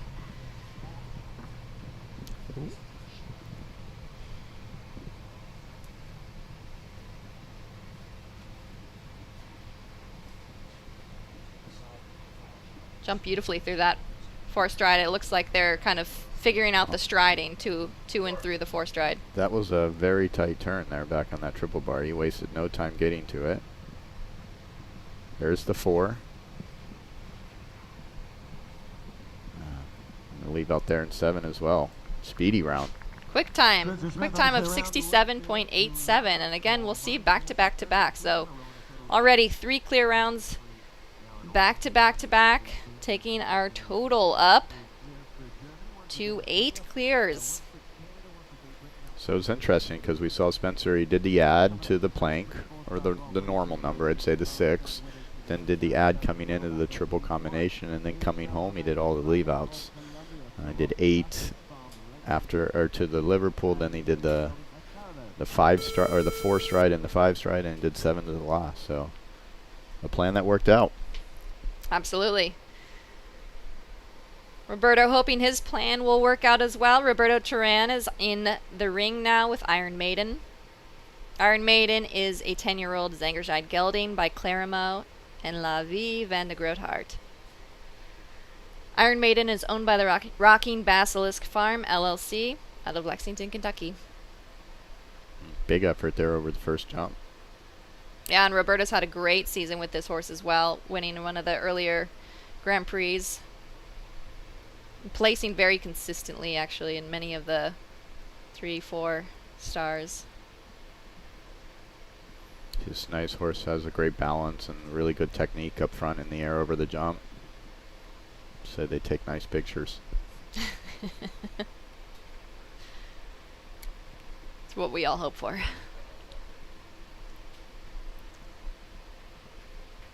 Really patient, I think, in the 9 to that triple. It was a nice angle we got to see of the triple from that way, doing the 8 strides coming in. that horse did that triple probably as well as any horse we've seen today. Absolutely. Kept its technique. We see a lot of horses losing their technique in that triple because of just the distance and the way it's set up, and that horse really kept a nice technique all the way through. You know, this pair always makes it look like an equitation round. Like nothing really major is going on. So adjustable. Just makes it look easy. Yeah, that was one of the rounds of the day for me right there. I thought that horse jumped really well, really smooth, and Roberto did a great job. Yep, Roberto looks happy with that in a time of 70.80. Another clear round, making it 4 in a row. So Mike, how many clear rounds do you think we should be expecting? What are we sitting at right now? We are sitting at 9 clear rounds. Some strong ones coming up, I'd say. Out of 28. Well, let's hope we keep it at 12. That way everybody is in the money in the jump off. Doesn't always work out that way. Absolutely. I think last year in this class they had 14 or 15 clear. Might end up the same. Margie's certainly hoping to be on that list. That she is. We'll see Margie Engel in the ring now with Jack of Hearts. Jack of Hearts is a 13-year-old Danish gelding out of Heartbeat and Brasilia S. Owned by the Gladewinds Farm, Inc. out of Wellington, Florida. Margie, another woman needing no introduction.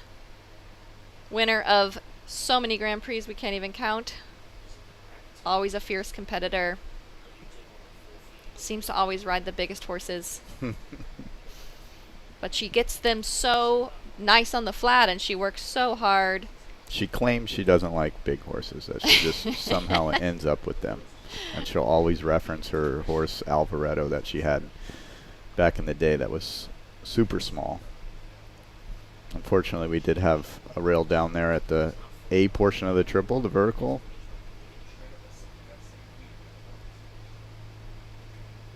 Yeah, it just looked like that distance just got a little bit away from her, a little bit too deep perhaps, going downhill. Yeah, she did the ad, which most are doing now, the 8, and I think if Margie could do it again, she probably would just want to get that 8 done a little bit more. And then you saw, looked like she got a little bit wide and kind of off the track to the triple bar, and then ended up having the back rail, the triple down as well. So that was 8 fault finish as well as a time fault, so 9 total, time of 73.68, just about half a second over that time allowed.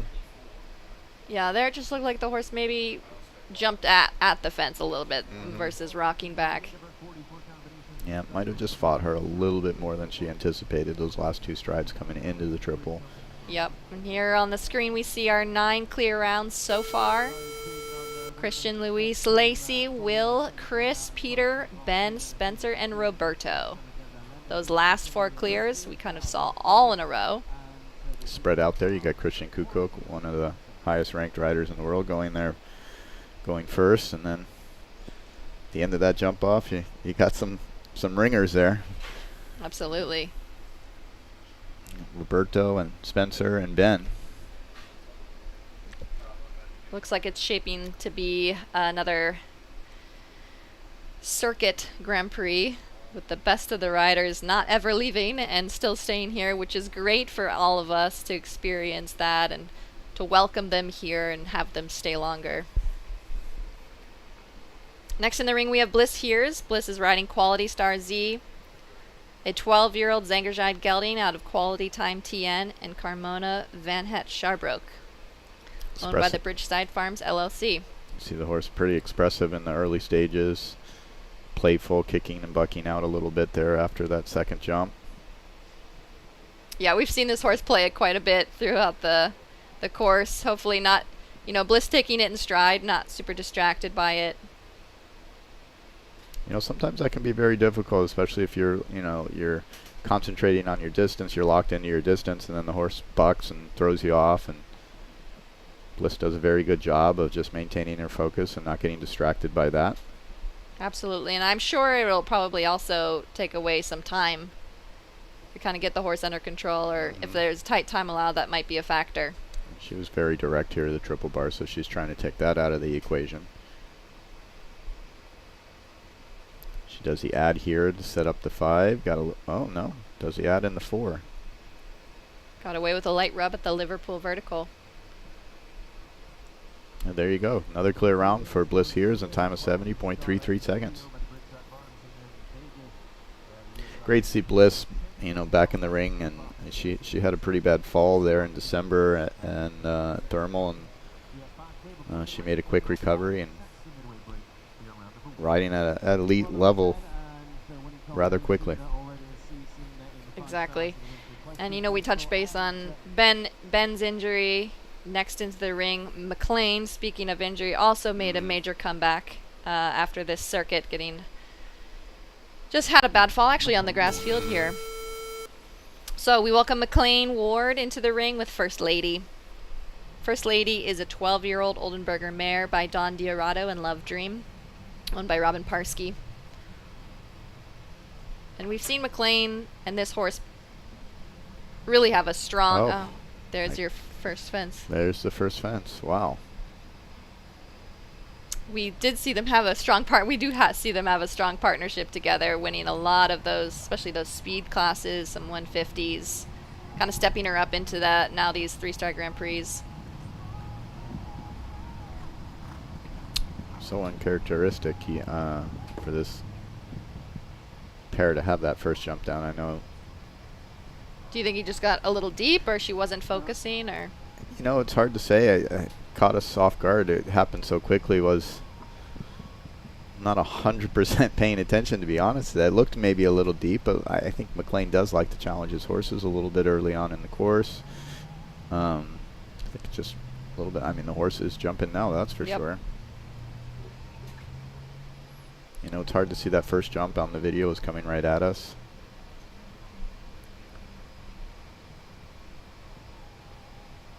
Jumps flawless round after that. What a shame. So finishes on a score of 4 and a time of 71.15. You know, with 9 clear rounds right now, it's not looking like 4 faults is going to get a ribbon today, but if you do have 4 faults, you got to be the fastest one we have right now is Luis Sabino Goncalves in 69.47 seconds. So that's sitting in 10th place right now. McLean moving into 14th. That was a real shame. Otherwise, a beautiful round. I know he might be disappointed with that. But we will definitely see him back. But right now, we see Aaron Vale in the ring with Styles. Styles is a 9-year-old Belgium gelding by Cornet Obolinski and Yulata Duroc, owned by Don Stewart and Debbie Smith. So we've also seen Aaron spend some time over here as well. You know, hailing out of Ocala really, but spending a lot of his time here, especially with the Nations Cup. Mm-hmm. He's one of the riders that definitely goes back and forth, spends probably majority of his time in Ocala, but comes down here for many weeks during the season. He was in thermal a bit too, and definitely was there in December. He was second in the $1 million class there on his other mount, the Chestnut horse. Yep. Aaron Vale being a member of the winning U.S. Nations Cup in Ocala during the Longines League of Nations. Big congratulations to him. There's the 8 strides. Jumped it well. I think what you were saying earlier, they're just not really focusing in on that fence. Wow. Put a nice, beautiful bend in the 5 strides to make that work. 5, and the horse jumped it very well. Unfortunately, there looked to be a little bit of confusion between the two of them going to that vertical, and horse got behind Aaron's leg a little bit, and they ended up having a little kind of a chip there at that vertical and came down, and that's the only reel he's had so far. It looks like he's going to have a little bit of time faults as he clears the last jump. Yep, 3 time faults, finishing in time of 75.90, so finishing on 7 total faults. Horse jumped a really nice round. I think just it was a shame, got a little distracted and a little bit behind the leg there going to that vertical. Yep, here we see that replay. Aaron went to the stick, but able to keep going. His body position stayed back. And he didn't give up in that line. Made the 5 work. Absolutely. Next in the ring, we welcome Mia Bagnato. Mia's riding Balliol Skill Big Bucks. Balliol Skill is a 12-year-old Irish sport horse gelding by Royal Concord and Lux Clover, owned by Eland Farm.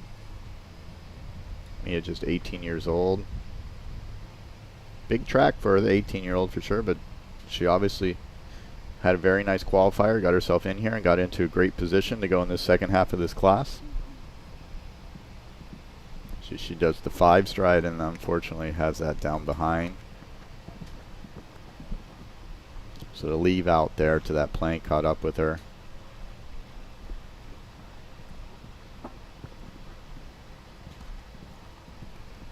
She does the 7 to the triple. See, that's a little bit why you worried that it walked 7 strides to the triple, but yep. most people doing the 7 are really having a hard time there with B. Yep. You see it caught Mia and her horse there. Very, very tight turn into that triple yeah, really had to ride that triple bar. Just looks like she's struggling a tiny bit with the rideability towards the end of the course. Finishing with 3 down and a quick time of 66.50 seconds. Just 18 years old, great to get that experience, get in there and jump with these elite riders we have. And a very solid, respectable round for sure. Very respectable round. And again, getting to know the grass field. You know, we don't often see or jump on grass too much anymore. So it is quite a difference of ride, especially horse to horse. But the feeling of the grass really either holding them or making them continue a little bit further. So I'm sure another adjustment. I quite like it. I like this grass field here. And try to, every time they use it, try to make sure that I save up something to be able to jump there. How could you not? It's nice to just do something a little different and get out here, and yep. Footing's great. Yep. Jumps look good out there. Jumps look beautiful, and the grass field looks beautiful itself. Now onto the grass field, Jonathan McCrae. Jonathan riding Chocotolino PS. Chocotolino is a 10-year-old Oldenburger gelding by Choco Blue and Centelina, owned by the Windsor Show Stables. Great jump through that double combination. Very athletic type of horse. Really quick and snappy with that front end.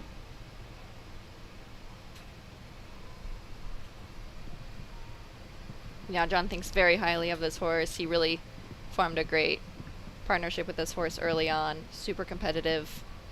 Oh, jump through that triple, nice. Very nice.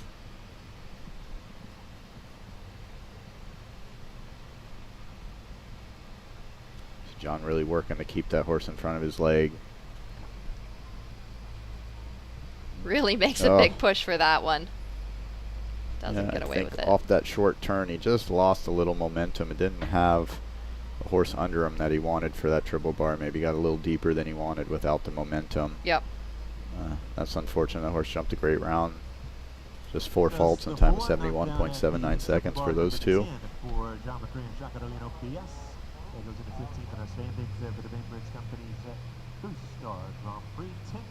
Really made a beautiful effort through that triple combination like we just saw. Yeah, kept his style. See, maybe just got hung up there in that turn, and then maybe a little deep. That wasn't the distance he was probably going for. You know, coming off such a short turn, that is kind of a rollback of pitch where you're going downhill and you make a sharp left turn and then you actually start to make your way uphill.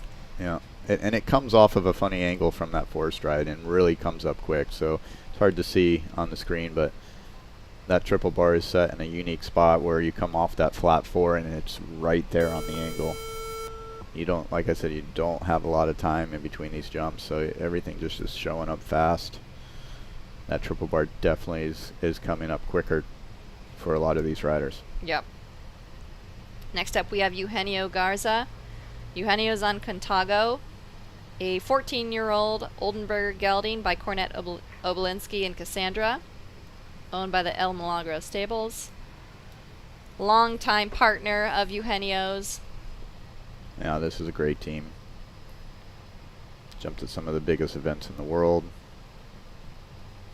Absolutely. They took a top 6 in the 5-star Grand Prix in Monterey last fall. Aachen, Olympics. To name a few. Yep.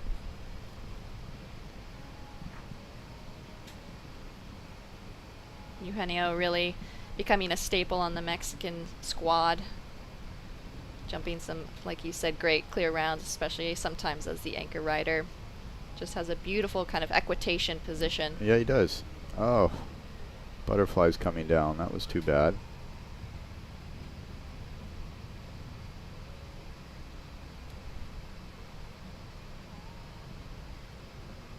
And I think we were talking about Roberto's round being just so nice and smooth and just looking like nothing's happening. You know, unfortunate rail, but maybe that was mine. Actually, I'll take that one.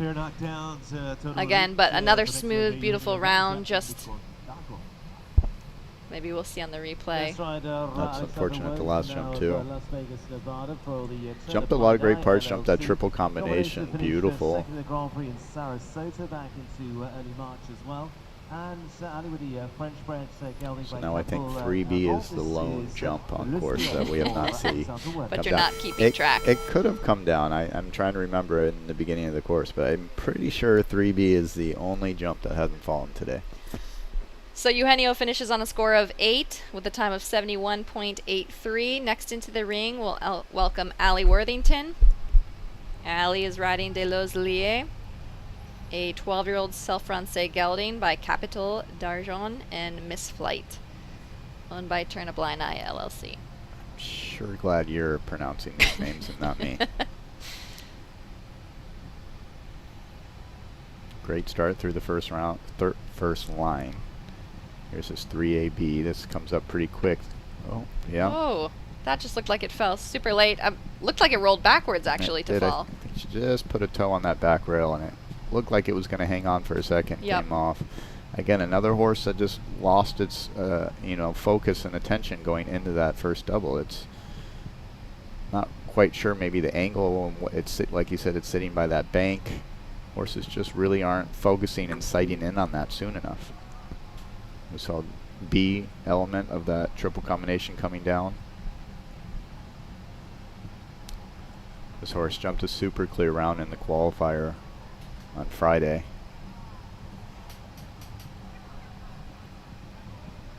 Exactly. So as again we touched base a little bit earlier, we'll see reverse order of the final results from the qualifier on Friday. So I think that from here on out they were all clear. Yep, she was 10th place in the qualifier on Friday. But today she finishes on a time of 68.74, incurring those 8 faults. You can see how cheap that first rail really was. I mean, the horse barely touched it. And really didn't touch that one so hard either. Yep. Both of her rubs were pretty light. I think luck was just not on their side today. The horse jumped a nice round. I thought Allie rode it well. Jumped way up there at the butterflies. That's an unfortunate score. I think the horse jumped better than 8 faults there. Here on our screen we see the 10 clear rounds so far. Christian Kukuk, Luis Larrazabal, Lacey Gilbertson, Will Simpson, Chris Pratt, Peter Lutz, Ben Mayer, Spencer Smith, Roberto Turan, and Bliss. Who's your pick, Allie? Oof. I might have to go with Ben. I mean, he is on a hot streak so far. Who would be your pick? That's a pretty safe bet. I don't know. I guess I'd have to go with someone different. Let's. I mean, Christian's coming off the. Wouldn't count him out. That's for sure. $750,000 finale Grand Prix in Wellington. Sure, I'd go there. First one in the ring. Safe bet. Go fast. Let everyone else chase you. And that horse has been on this grass actually with Richie Vogel last year, so no stranger to this field. Again, no stranger to this field is Jad Dana. Jad spending a lot of his time here. Taking some top placings also on the grass here last year in the spring. This time riding Hitchcock to Dame. Hitchcock is an 11-year-old Swedish gelding by Marius Claudius and Union de Dame by the Itchy Group. Itchy Group.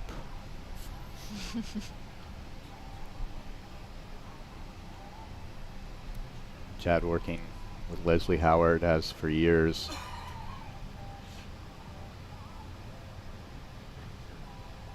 Leslie, definitely one of the all-time greats in American show jumping. Yep, and we always say that, you know, the Leslie style, kind of jumping without the martingale, letting the horse be a little bit free there. So he made a little bit of a move there. I think get his horse refocused on that ox. Oh, I think maybe that caught up with him there at that ox there, Liverpool ox there. Came in a little hot to that triple, but the horse did a good job. I guess he knows his horse. He knows his horse will back up there. He was able to take that little forward shot in there. Big kick for the butterflies. Yep. Jed's just naturally a fast rider. He'll probably come in here with a quick time. Unfortunately, that rail is coming down also at the Liverpool, and then the ox are there. So a little bit, maybe the wheel's coming off a little bit at the end here. Finishing with 12 faults, and the time was 70.08 seconds. It's a score of 12 for Lebanon's Jantana and Hitchcock Dams. Yeah, horse just maybe getting a little bit tired by the end, and especially after all the adjustability, uphill, downhill, jumping these big fences. Yep, you guys at home will notice the horse is in a hackamore, no bit in his mouth.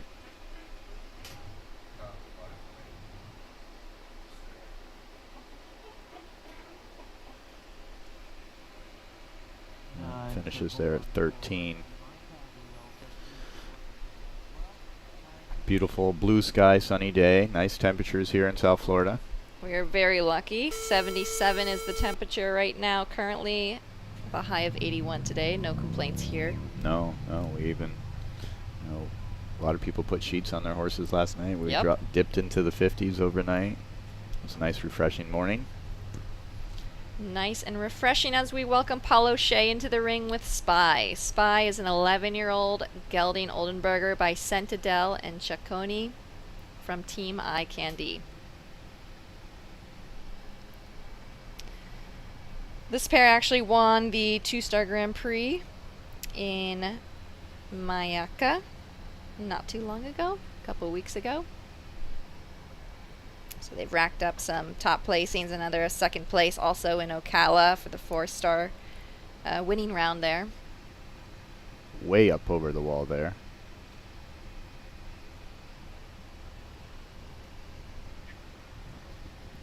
Big jump through and out of the double. See, Paul went a little maybe wider coming in, made sure he got his horse's attention on that double, came in with a little extra pace.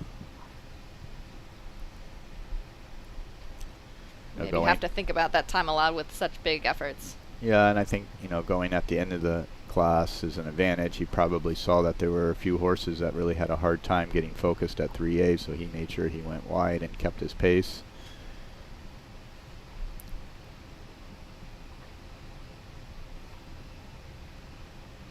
Gets away with a rub at the butterflies. Conserve him here. Really tight turn back on this triple combination. Now he wants to...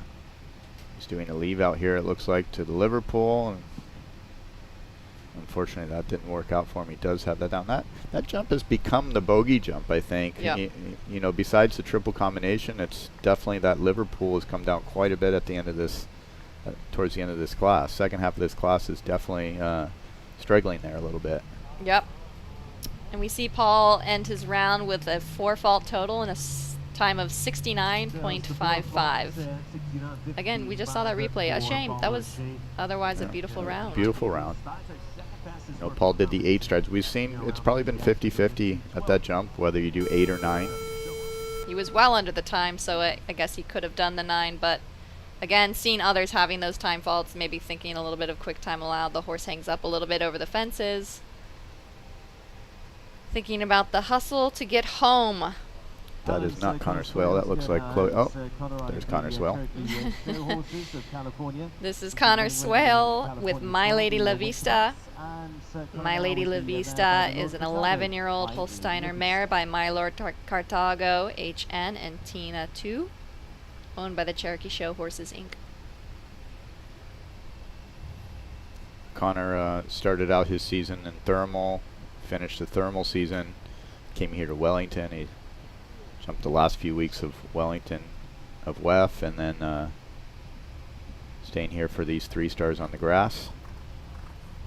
Yeah, we saw him take 3rd place in the 4-star Grand Prix over in Thermal one of those last few weeks, as well as the Grand Prix that week before, also a 3rd place finish. Unfortunately, that back rail of that oxer coming down, it looked like it was going to stay up. He rubbed it, bounced around for a second, but did fall down.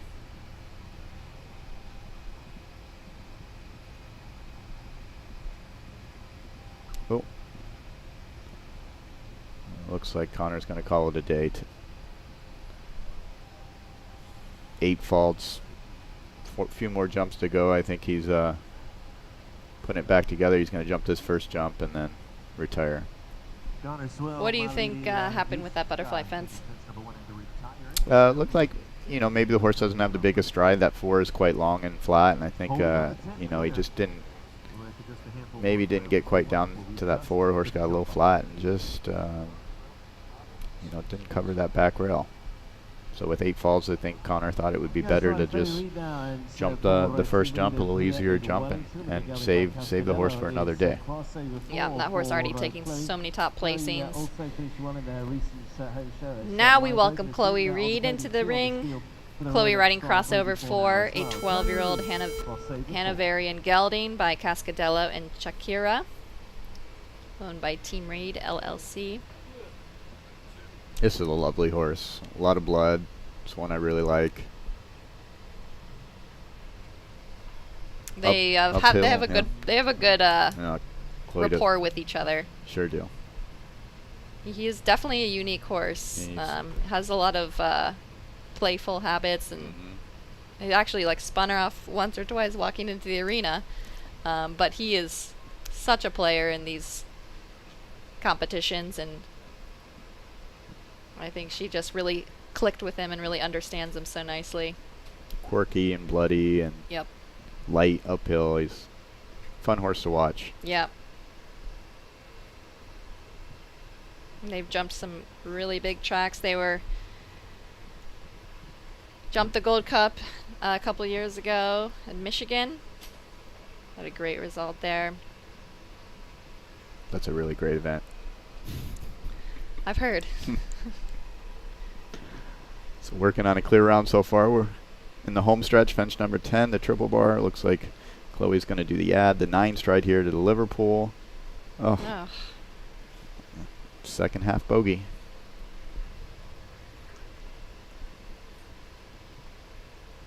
And she even opted for the ad that time. Really quick time, 67.71 seconds. Must be our fastest 4 of the day. It is. Is putting us into 11th place. See if she can hold on for that. For the last 5 riders to go. So 5 riders left. We have 10 in the jump off. So you're getting close to your 12 limit. It's been interesting because the second half of this class is reverse order of qualifying. So typically you would think that the stronger half would be the second half, but this second half we have not seen a clear round in 4 or 5. And do you think almost it's because 11 horses of the jump off, or they jumped off, they're a little bit tired today, or who knows? Who knows? But I think Nicola's going to try and break that trend right here. I think he will. Nicola Philippart's next in the ring with Canuck de Muse. Canuck is a 9-year-old Belgian horse by Mosito van de Hellehoff and Morphine de Muse, owned by Nicola himself.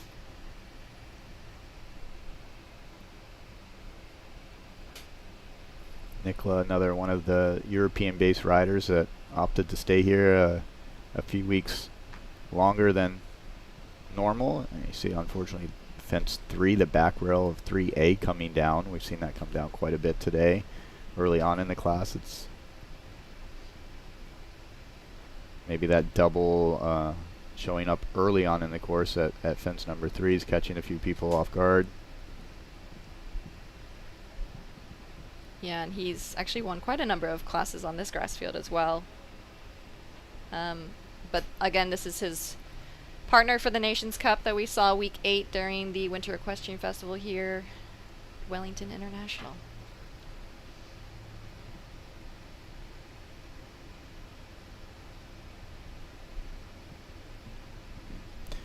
There's the There's bogey your jump bogey fence. once again coming down. So we've seen 8s, we've seen 9s.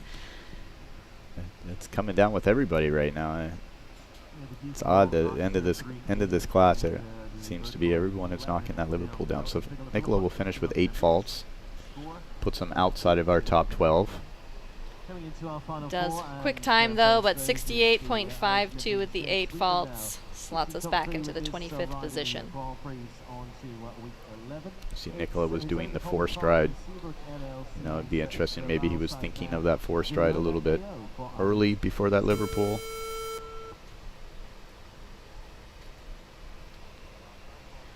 First of 4 riders left, we welcome Shane Sweetnam into the ring with Galona AO.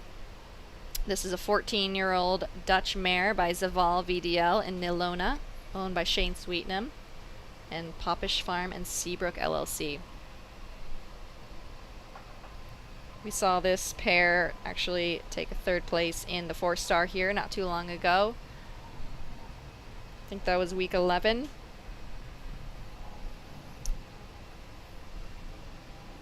A little bit of a newer partnership for this. Big horse with a very big stride. Big horse. Uphill balance. See, he's got a bigger bit of Pelham, but he really leaves, oh, it looks like a double bridle maybe. He really leaves it alone in front of the jump. Fortunately, there has that Oxer with the Liverpool under it down. Jump super through the triple. Very scopy horse there. And for as big a horse it is, it seems quite light on its feet too, actually quite quick across the ground.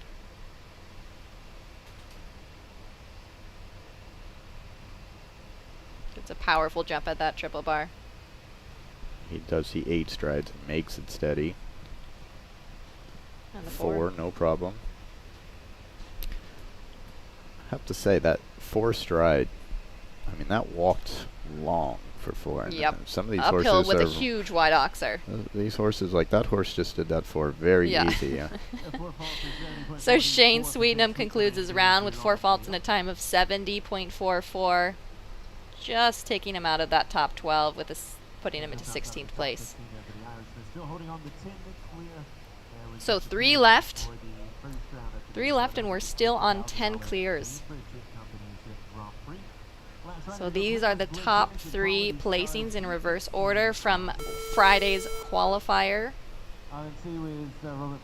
Robert Blanchette next in with Chardonnay, taking 3rd place in the qualifier on Friday. Chardonnay is a 14-year-old Westphalian mare by Comil Faux and Quinini Van Het Rosenhoff, owned by the Ryder Smith LLC. Quite a few horses coming in here into this class without front boots on. Wonder if that's a strategy, or if maybe the horses don't like the front boots or get rubs from the front boots. Oh, we see that back rail of 3A coming down once again. That seemed to be our first round bogey fence.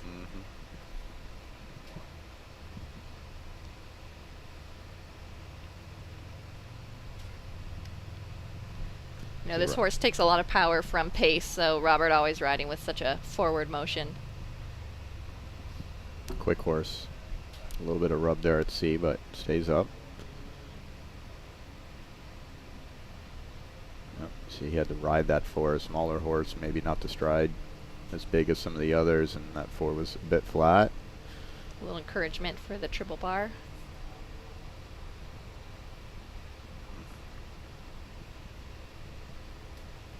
Liverpool vertical there, fence number 11 coming down. So Robert will finish on 8 faults. Speedy time is 66.50 seconds. I think that's our fastest first round time of the day.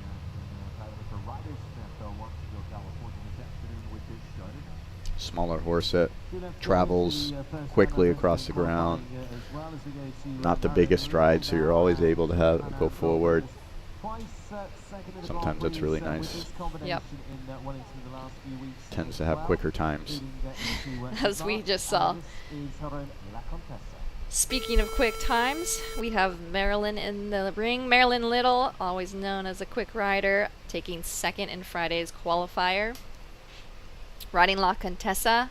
La Contessa is a 10-year-old Mecklenburg mare by license and Coley, owned by Marilyn Little LLC. Marilyn's already racked up a ton of top placings with this horse, from Wellington to Saugerties. And Maryland's really having a strong winter. She's had some really nice top placings in FEI divisions on multiple horses. You know, we saw Maryland venture off and do some other disciplines, eventing riding for years, and looks like she's back fully show jumping in full force.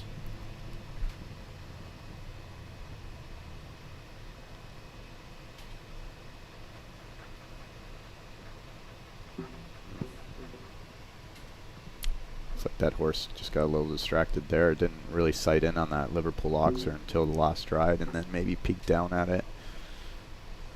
You know, it's interesting, you were saying earlier about the B element of the triple combination being, I think that also is showing itself to be a little bit of a bogey fence as well. Yeah, for sure. It's quite short, those vertical. You really got to just look at really using her track to stay wide there, to leaving that Liverpool vertical up, but unfortunately pulling out. Looks like she's maybe wrestling with rideability there. Yep, she's going to call it a day.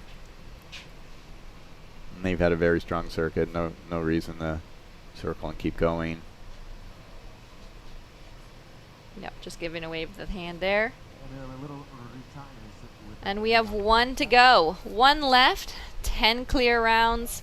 Spencer Smith, Will Simpson, Luis Larrazabal, Lacey Gilbertson, Ben Mayer, Christian Kukuk, Bliss Hears, Roberta Turan, Chris Pratt, Peter Lutz. Those are our top 10 so far, with one remaining.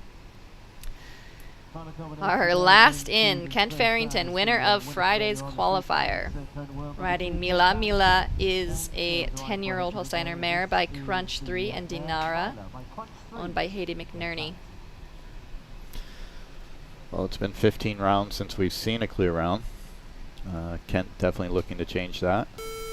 That is quite something, and again, like you said, these last 15 riders were the clear rounds. Yep. They were the clear rounds from Friday, so really no horse that jumped clear in the qualifier has jumped clear today. I will say that the qualifier was a very, very tough class.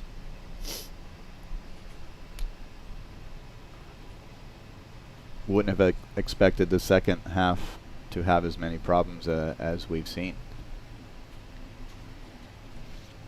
So Kent and Mila already taking home second place in the Grand Prix qualifier during our Longines League of Nations series over in Ocala.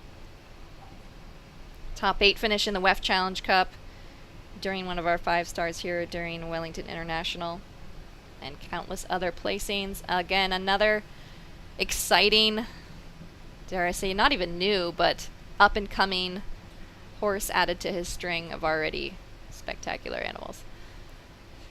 You see, it's interesting. You watch he's got a drop noseband on. It looks like horse, really tries to open her mouth on the way to the jump a little bit.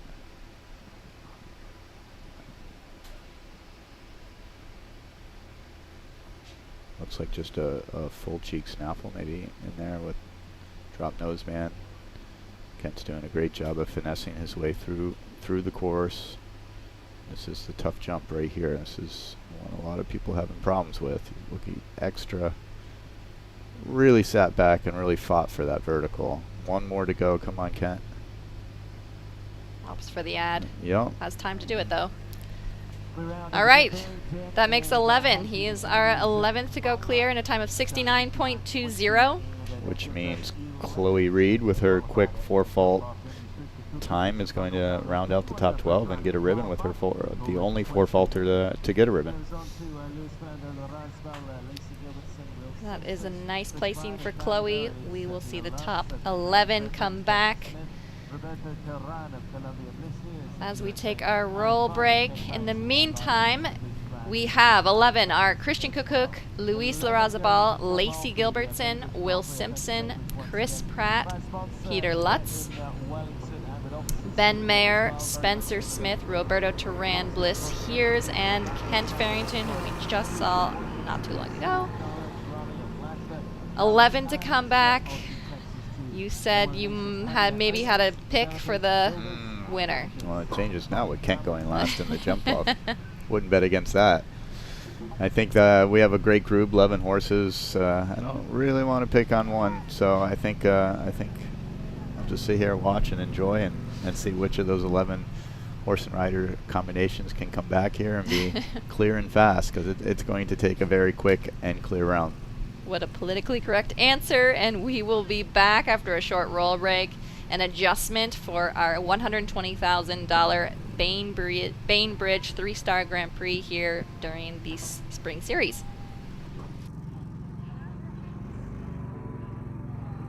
Bainbridge is a fully integrated family of real estate companies who have developed and acquired more than 43,000 units representing $7.5 billion in transactions since inception, with over 650 associates nationally. Bainbridge engages in virtually every step of the real estate process, from development and construction, acquisition and disposition, to asset management and third-party property management of multifamily real estate. Bainbridge is the 10th largest multifamily developer and the 14th largest multifamily builder in the United States. Our team of experienced and knowledgeable professionals is devoted to creating exceptional living experiences for all of our residents and building lasting, mutually beneficial relationships with our partners and clients. To learn more, visit www.bainbridgecompanies.com.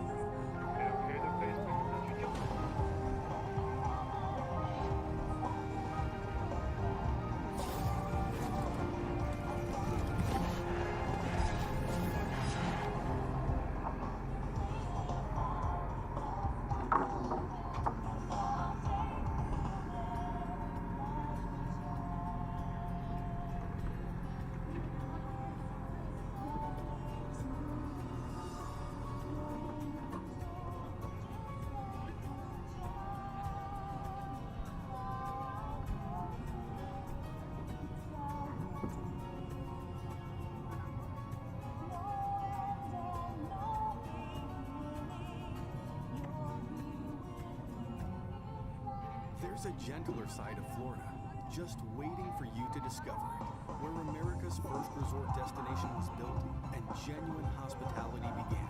A place with cleaner sands, warmer waters, and fewer crowds. A place different than the rest, one that exceeds, excels, and surpasses all expectation. Waiting here just for you. We are the original, the one, the only, the Palm Beaches. Experience the true essence of equine serenity at Zen Elite Equestrian Center. At Zen Elite, horses and humans come together in perfect harmony.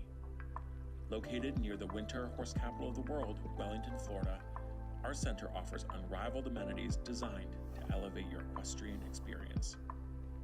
Our facilities boast 32 stalls, 20,000 square foot covered arena, and a large outdoor arena with ESI footing. From grass paddocks to a luxurious horse gym and spa, we cater to every aspect of your horse's well-being. With top trainers in dressage and jumping, Zen Elite is the perfect place to pursue your equestrian goals. Our soul-soothing surroundings nurture the mind, body, and spirit of both horse and rider. At Zen Elite Equestrian Center, equestrian dreams thrive. Discover the harmony of horse and rider at Zen Elite Equestrian Center. Your journey begins here.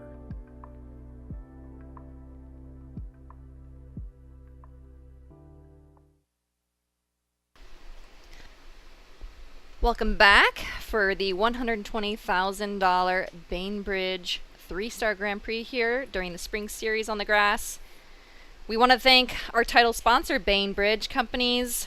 Bainbridge is proud to be a sponsor of the 2025 annual series based in Wellington, Florida, with offices in Orlando, Tampa, DC, Charlotte, Raleigh, Atlanta, Dallas, and Austin.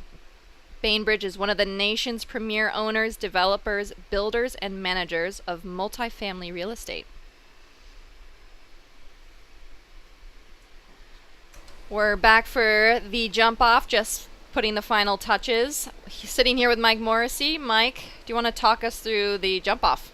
That's an interesting jump off. It starts over the fence number 5 of the first round. So your first jump will be 5, and then it's a right-hand turn over to fence number 15, which is the last jump backwards. Interesting S-turn here to fence number 4. This will probably show up around 8 strides. The riders have a 6 or 7 stride option. It's a direct on a little bit of a weird angle to BC of what was the triple combination. You swoop around, go right around the grab, back to fence number 11 with the Liverpool underneath it. That was a bogey jump here in the first round.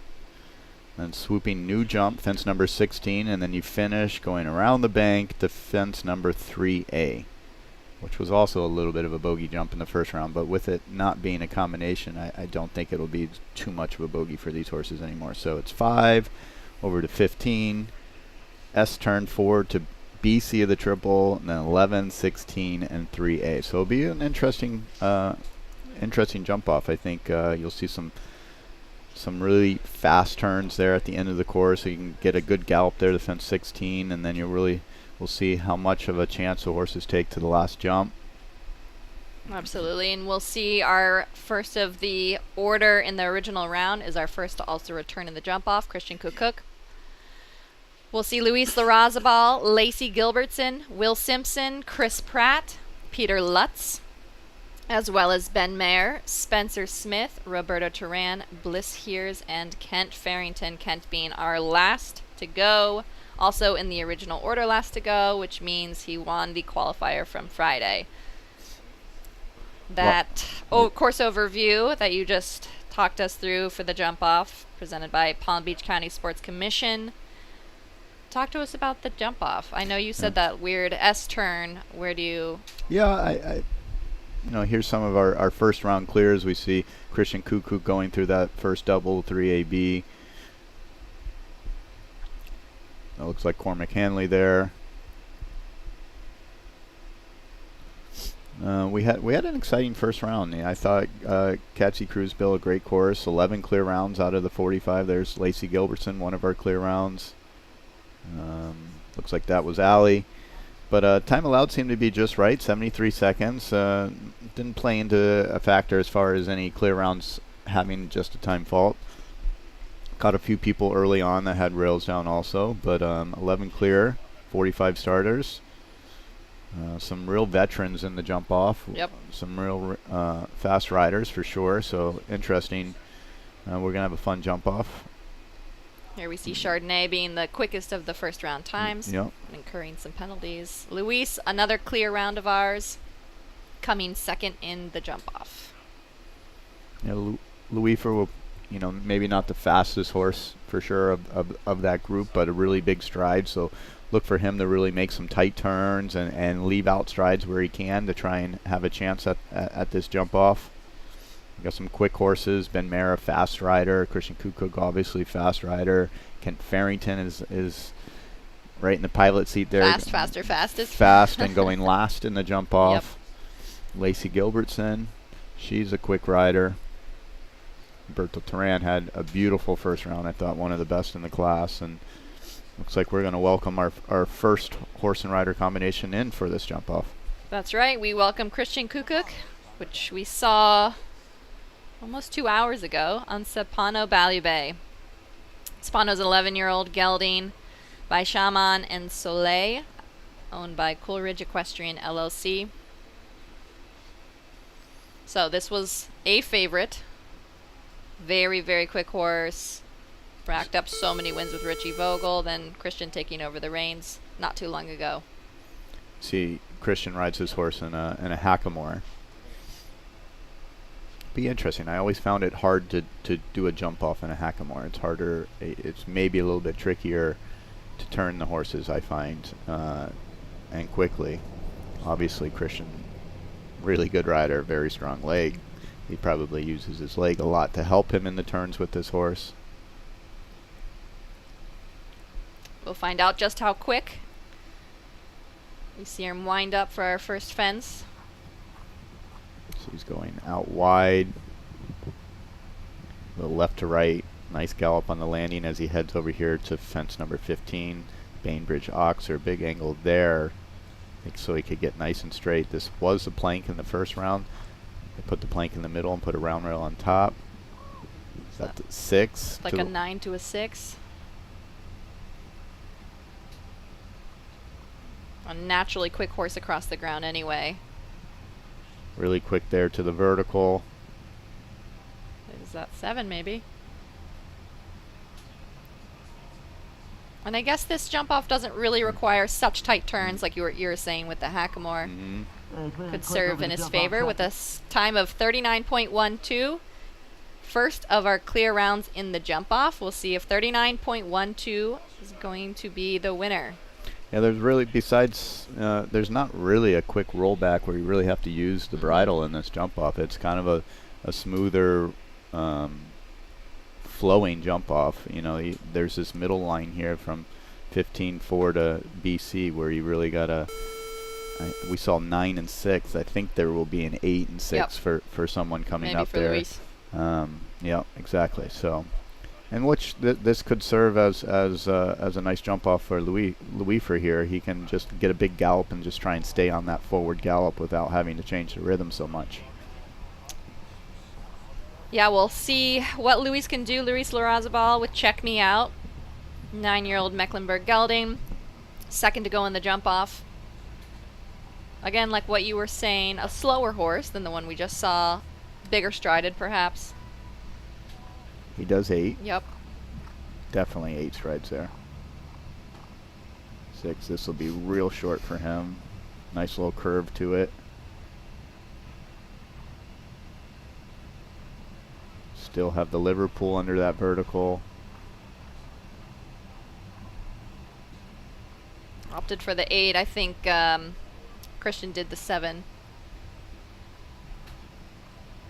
We'll see him just sneak under, but not by much. About 1.3 seconds behind Christian. So a very solid round. Move into second place. You know, it looked like he was a lot slower than Christian. Christian just had a naturally fast horse across the ground, but this horse looks like it had a bigger stride, maybe covered more ground. Exactly. I think maybe from the first 2 jumps would have wanted to be a hair more direct. Like you said, I think he did 1 more after the Liverpool vertical defense number 16. So maybe those 2 places, 1 less, and we'll see. Lacey Gilbertson here. This is a quicker horse for sure. Fast across the ground, gets across the jumps really quickly. So be interested to see what Lacey can do here. Yep, we welcome Lacey Gilbertson into the ring with Lulu MPSZ, 10-year-old Zangerscheid mare. Again, already seeing that quicker, a little bit of a shorter stride maybe than Luis, but much quicker across the ground, just like the Sipano Valley Bay. Good shot there at the Bainbridge. She does the 8 and gets there easy, waiting. There's the 6. Stay on the left side, keep going. Yeah, see, quick away from the jump. She looks faster than both so far. Oh, little rub, but gets away with it. 1 more. Come on, Lacey. I don't think she get it. Well within that. 37.77 seconds, almost a full second and a half ahead of Christian Cuckoo. Lacey Gilbertson into the lead now. Brilliant round. I thought she was great. Great through that triple. You see she came in on that left side. She got a good gallop away from the jumps. The horse lands going forward. Maybe a little lucky there at that vertical. Yep. Need a little luck sometimes. Lacey got away with it, but with a super quick time, 37.77. Christian Kukuk on the 39.12. We'll see Will Simpson next into the ring. Will Simpson's on Imar, 12-year-old gelding Dutch horse owned by Elizabeth Phillips. Will, we know, as an extremely fast rider, very competitive. I'm sure he'll give it a go. Yeah, this horse is quick away from the jumps too. Looks keeping it put together a little bit there at the Bainbridge. Does the 8. Bending 6 to a double. Ooh, little rub there behind, but got away with it. Oh, unfortunately that vertical does come down. Clear over the horseware, 1 to go with 4 faults. His time is looking good. Quick, yeah. yes. Wow. His time was very fast. Wow. He had Lacey's time by almost a half a second, but that one rail will put him into 4th place. So 37.33 butt with the 4 faults, gonna put him into 4th place. Just below the 3 clear rounds, Lacey Gilbertson on top, Christian Kukuk in 2nd, and Luis Larrazabal in 3rd. Time to beat, 37.77. We can see that it's been done by Will.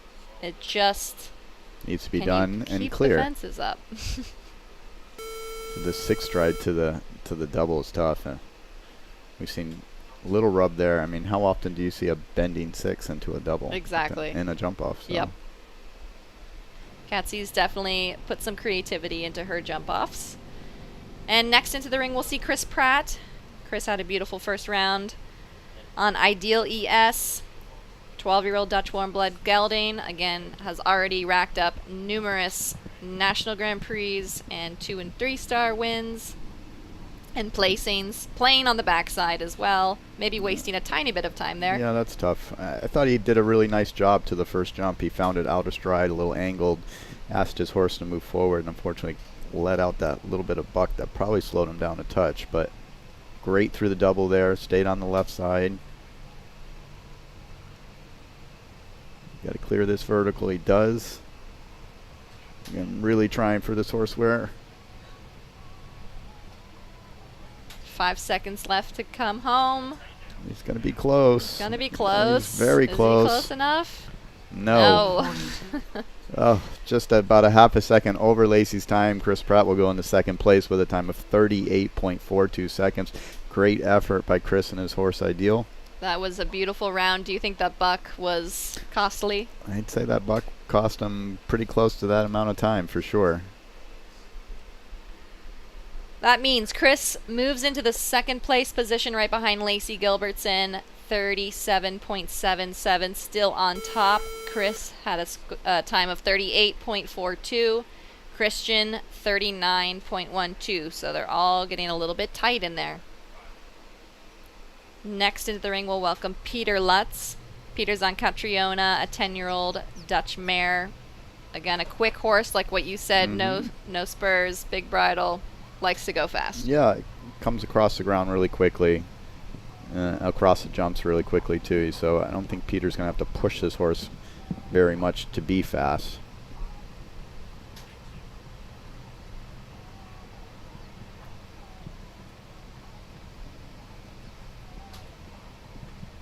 That's the 8. Want to be left landing out of this oxer and keep going. So it seems like 8 to 6 is the ideal number. 8 to 6 is definitely ideal. Oh, unfortunately it does have that vertical down. It's a little bit of a blind turn right after that bogey fence that you were saying in the first round, that Liverpool vertical.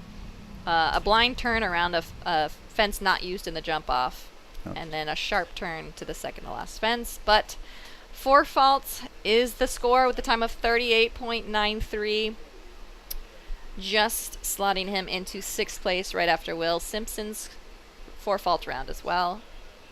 So we have 4 double clear with Lacey Gilbertson leading the way right now, a time of 37.77 seconds. Followed by Chris Pratt, who we saw just a moment ago go into 2nd place, and Christian Kukuk running out to top 3. So where do you Where do you see a second or two or half a second being shaved off of Lacey's time? It's going to be tough. I think the gallop to the horse where I think from 1 to 2 you have to be very quick getting away from fence number 1, and I think you just need a horse that's really quick across the ground. I don't think you're going to be beating Lacey by too much time, but wouldn't put it past some of these people like Ben and Kent to be able to do it. Well, certainly a quick horse across the ground. We'll watch Ginger Blue come into the ring with Ben Mare. Ginger Blue is a 14-year-old Dutch mare. That was quick. That was quick. That's how you do it right there. Broken foot and all.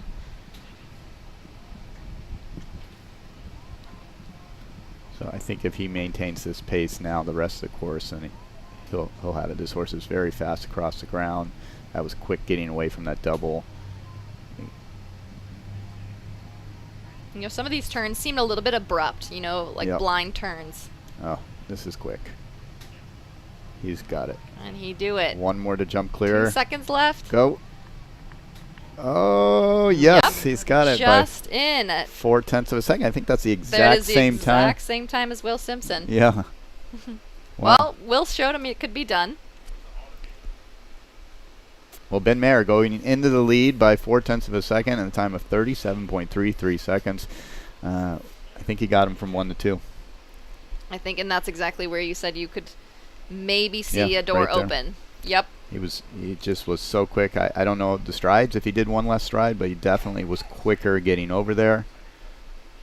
There's not really any lines to leave out strides. It's no real tight turns where you can be tighter than anybody, except maybe getting tighter and quick away to fence from 1 to 2. I think that's where he got it. Next challenger into the ring is Spencer Smith with Tulare Coal Mine. Tulare is a 15-year-old warm-blood stallion owned by Gotham Enterprises, and we'll see him give it a go. Where do you think Spencer could use Tulare's stride? Unfortunately, it's probably not a jump off that favors big strides. It's a jump off that favors forward gallops. But I wouldn't put it behind Spencer. I'm sure he has a very good plan. You need to be direct from 1 to 2, to 8 to 6, and then you really just got to get from that double to that vertical as quick as you can without risking that Liverpool. This is good here. It's very good. Spencer's a naturally quick rider. So that was 9 strides, I believe, for reference. Oof. Here. This is where you got to do it. Keep going, keep going, keep going.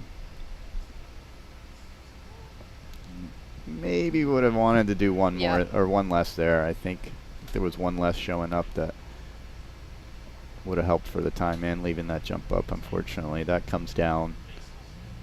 You see Spencer maybe slows down even in the. He almost I think he took his foot off the gas a little bit once he had that rail down. He finishes with 4 faults and a time of 39.03 seconds, almost 2 seconds off of Ben Mare's pace. But I think Spencer wishes he could have that back at that vertical for sure. Yep. And Spencer is taking over the 8th spot right now on 4 faults and a time of 39.03. Ben Mare still leading with 37.33, followed by Lacey Gilbertson, 37.77, and Chris Pratt in 3rd with 38.42. We're going to welcome Roberta Turan, another fast rider with Iron Maiden. Iron Maiden is a 10-year-old Zangerscheid gelding owned by the Rocking Basilisk Farm.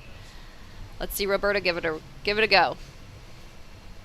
You said this was your favorite round, first round. Well, yeah, I thought it was just a very smooth round, and the horse jumped very good technique the whole way. Going to need more than just technique, though, for this jump off. He's going to need really quick feet.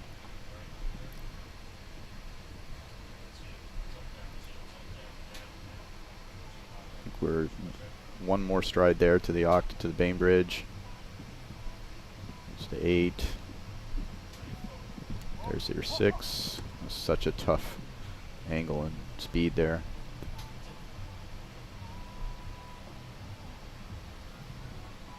Great clear over the vertical with the Liverpool.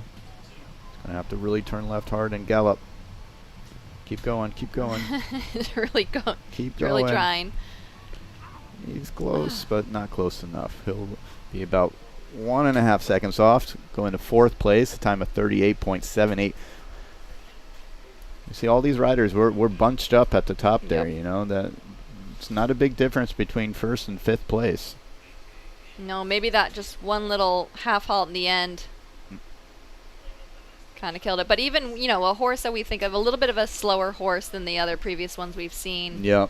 Really made up a lot of time, though. He did. He was great to the double and great after the double.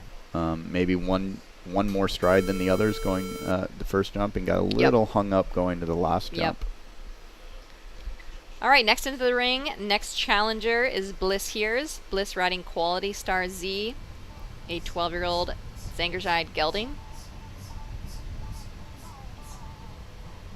We know Bliss is a quick rider herself. See if she can beat our time of 37.33, held on by Ben Mayer. So 1 to 2. Oh, another playful horse. We saw Chris maybe lose a second or so with that buck. She did look like she made a direct line, though, from 1 to 2. She was very direct and angled there.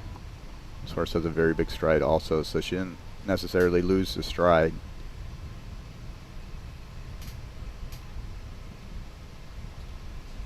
Maybe not as quick across the ground as some of the other horses.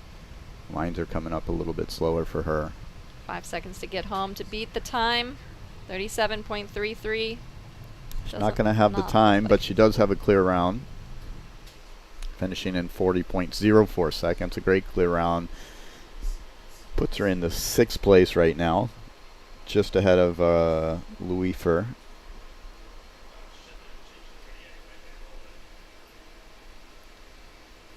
See the replay. Jump beautiful through this double. Very lofty horse. Gets up in the air. Yep. Crafty for a bigger horse. You said maybe not as quick as some of the others rolling back to that Liverpool vertical. Yep. But still looking pleased. Yeah, just jumped double clear in a 3-star Grand Prix Bliss. Definitely very happy with that. Okay, last to go. Can he do it? Ken Farrington with Mila. He changed the bridle. Changed the bit and the bridle from the first round. He had a drop noseband with a full cheek on. Now he's got a regular D with a, looks like a rubber D and a regular noseband. Very interesting. Crafty. Mila's a 10-year-old Holsteiner mare. Last to go. I know you said you weren't making picks. You said this one was one of your favorites. I mean, I wouldn't count out Kent on anything. The horse looked a little bit tough to ride in the first round. We'll see if Mouth already looks better. That was 9 strides. That is the same amount of strides that Ben did. Smooth 8 there. That was great. We'll see if he can jump this clear and on the left side. Ooh, got away with a run. Oh. That rail down on Kent. That means Ben Mayer is going to take the win in this class. I'm not gonna say I took that one, but you know, told you so. Kent's still putting a beautiful round though. Mila showing a lot of potential for. It was too bad. I thought that horse jumped. Really too bad. Horse jumped really well in the jump off there. Jumped some really good jumps. Just got a little bit stalled up on that left side of the jump, and unfortunately had the back rail. He will. Kent will finish in 9th place. And that concludes our class for today. So Ben Mayer, Ben being the winner with Ginger Blue with a time of 37.33. Lacey Gilbertson on Lulu with 37.77. Again, super tight in those top 3. Chris Pratt taking home 38.42. Here we see the final results. Chris Pratt on 3rd, Roberto Turan in 4th place. He's clear with a time of 38.78. Christian Kukuk, we thought was fast, ended up in the 5th spot with Sapano Bayou Bay with 39.12. And Bliss Hears in 6th place, a clear round of 40.04.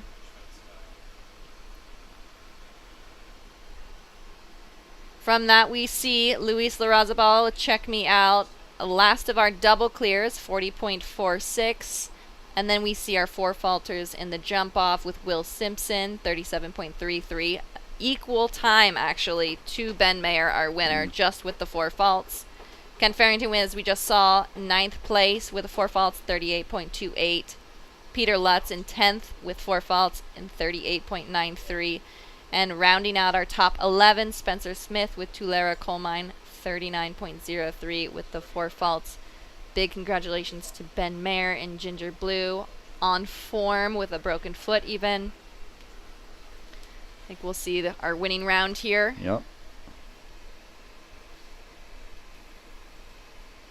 Yeah, he actually did 10. 10. That was 10. That was 10, but quick.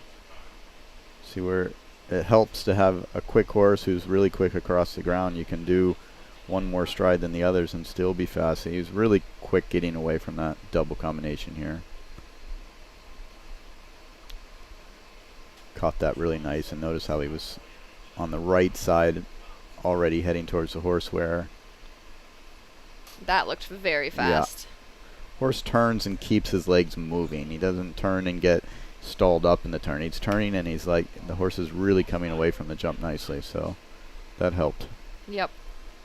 And that concludes our $120,000 Bainbridge 3-star Grand Prix of our spring series. Bainbridge Companies, again, a proud sponsor. Bainbridge is proud to be a sponsor of the 2025 annual series based in Wellington, Florida, with offices in Orlando, Florida, Tampa, Florida, Washington, D.C., Charlotte, North Carolina, Raleigh, North Carolina, Atlanta, Georgia, Dallas, Texas, and Austin, Texas. Bainbridge is one of the nation's premier owners, developers, builders, and managers of multifamily real estate. Big thank you to Bainbridge as we welcome our top 3 back in reverse order. Chris Pratt, 3rd place with Ideal, putting in a super solid round there, followed by Lacey. Lacey looked like she maybe sealed the deal until we saw Ben come back into the ring. Ben, just a veteran, again, like you touched base on, coming off of a 2nd place in the World Cup Finals not too long ago, just a couple weeks ago in Switzerland. So nice to see him return back here to jump on this beautiful grass field in our beautiful 80-degree weather. Sitting next to me is Mike Morrissey. Mike, thank you so much. Thank you. Enjoyed the day. Beautiful show jumping. Great course by Catsy Cruz and a great outcome. Congratulations to all of those riders in the jump off, especially Ben Mayer, who takes home the win today. Absolutely. And a huge congratulations to his entire team. I'm sure Jane is watching. Very excited. So it's been a great horse for him.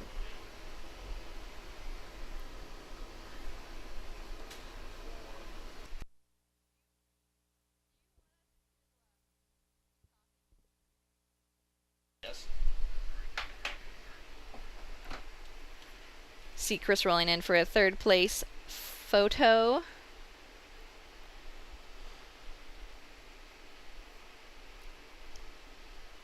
And Lacey, one of our 2, I think, female riders that made it into the jump off. Speedy 2nd place time of 37.77. Almost had it.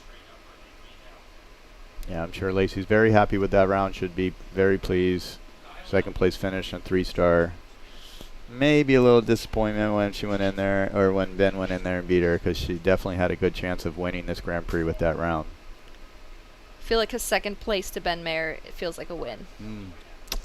Yeah, I would. She would be very excited with that round. I wouldn't be so happy about having people like Ben or Kent or those guys coming in after me, but as a competitor, we always we go in with the intention of winning. There she is.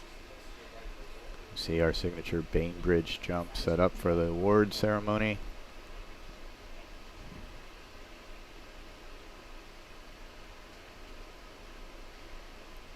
Wonder where Ben's gonna jet set off next to, hoping he can take a little rest with his foot. But it does not seem to be slowing him down much. And we see Jane, his owner. It's great that she's here to celebrate. That's a good looking horse. Very nice. The plot blues actually very much resemble Clot Blue himself. Interesting how those genes pass through. Yep. Jumps a little bit in the same style too. And Ben just listening to his anthem being played.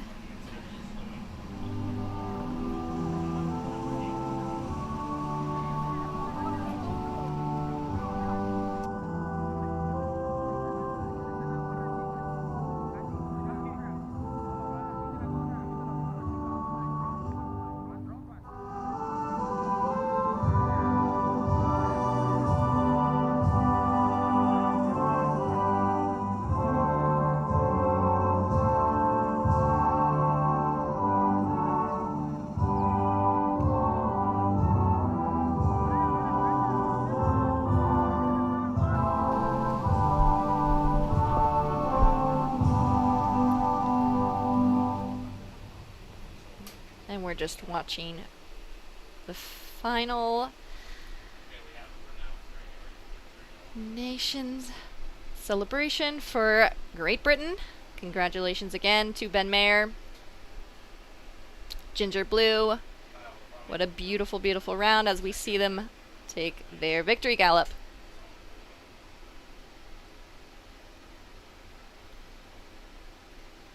Great win for Ben. Especially to have Jane there to celebrate.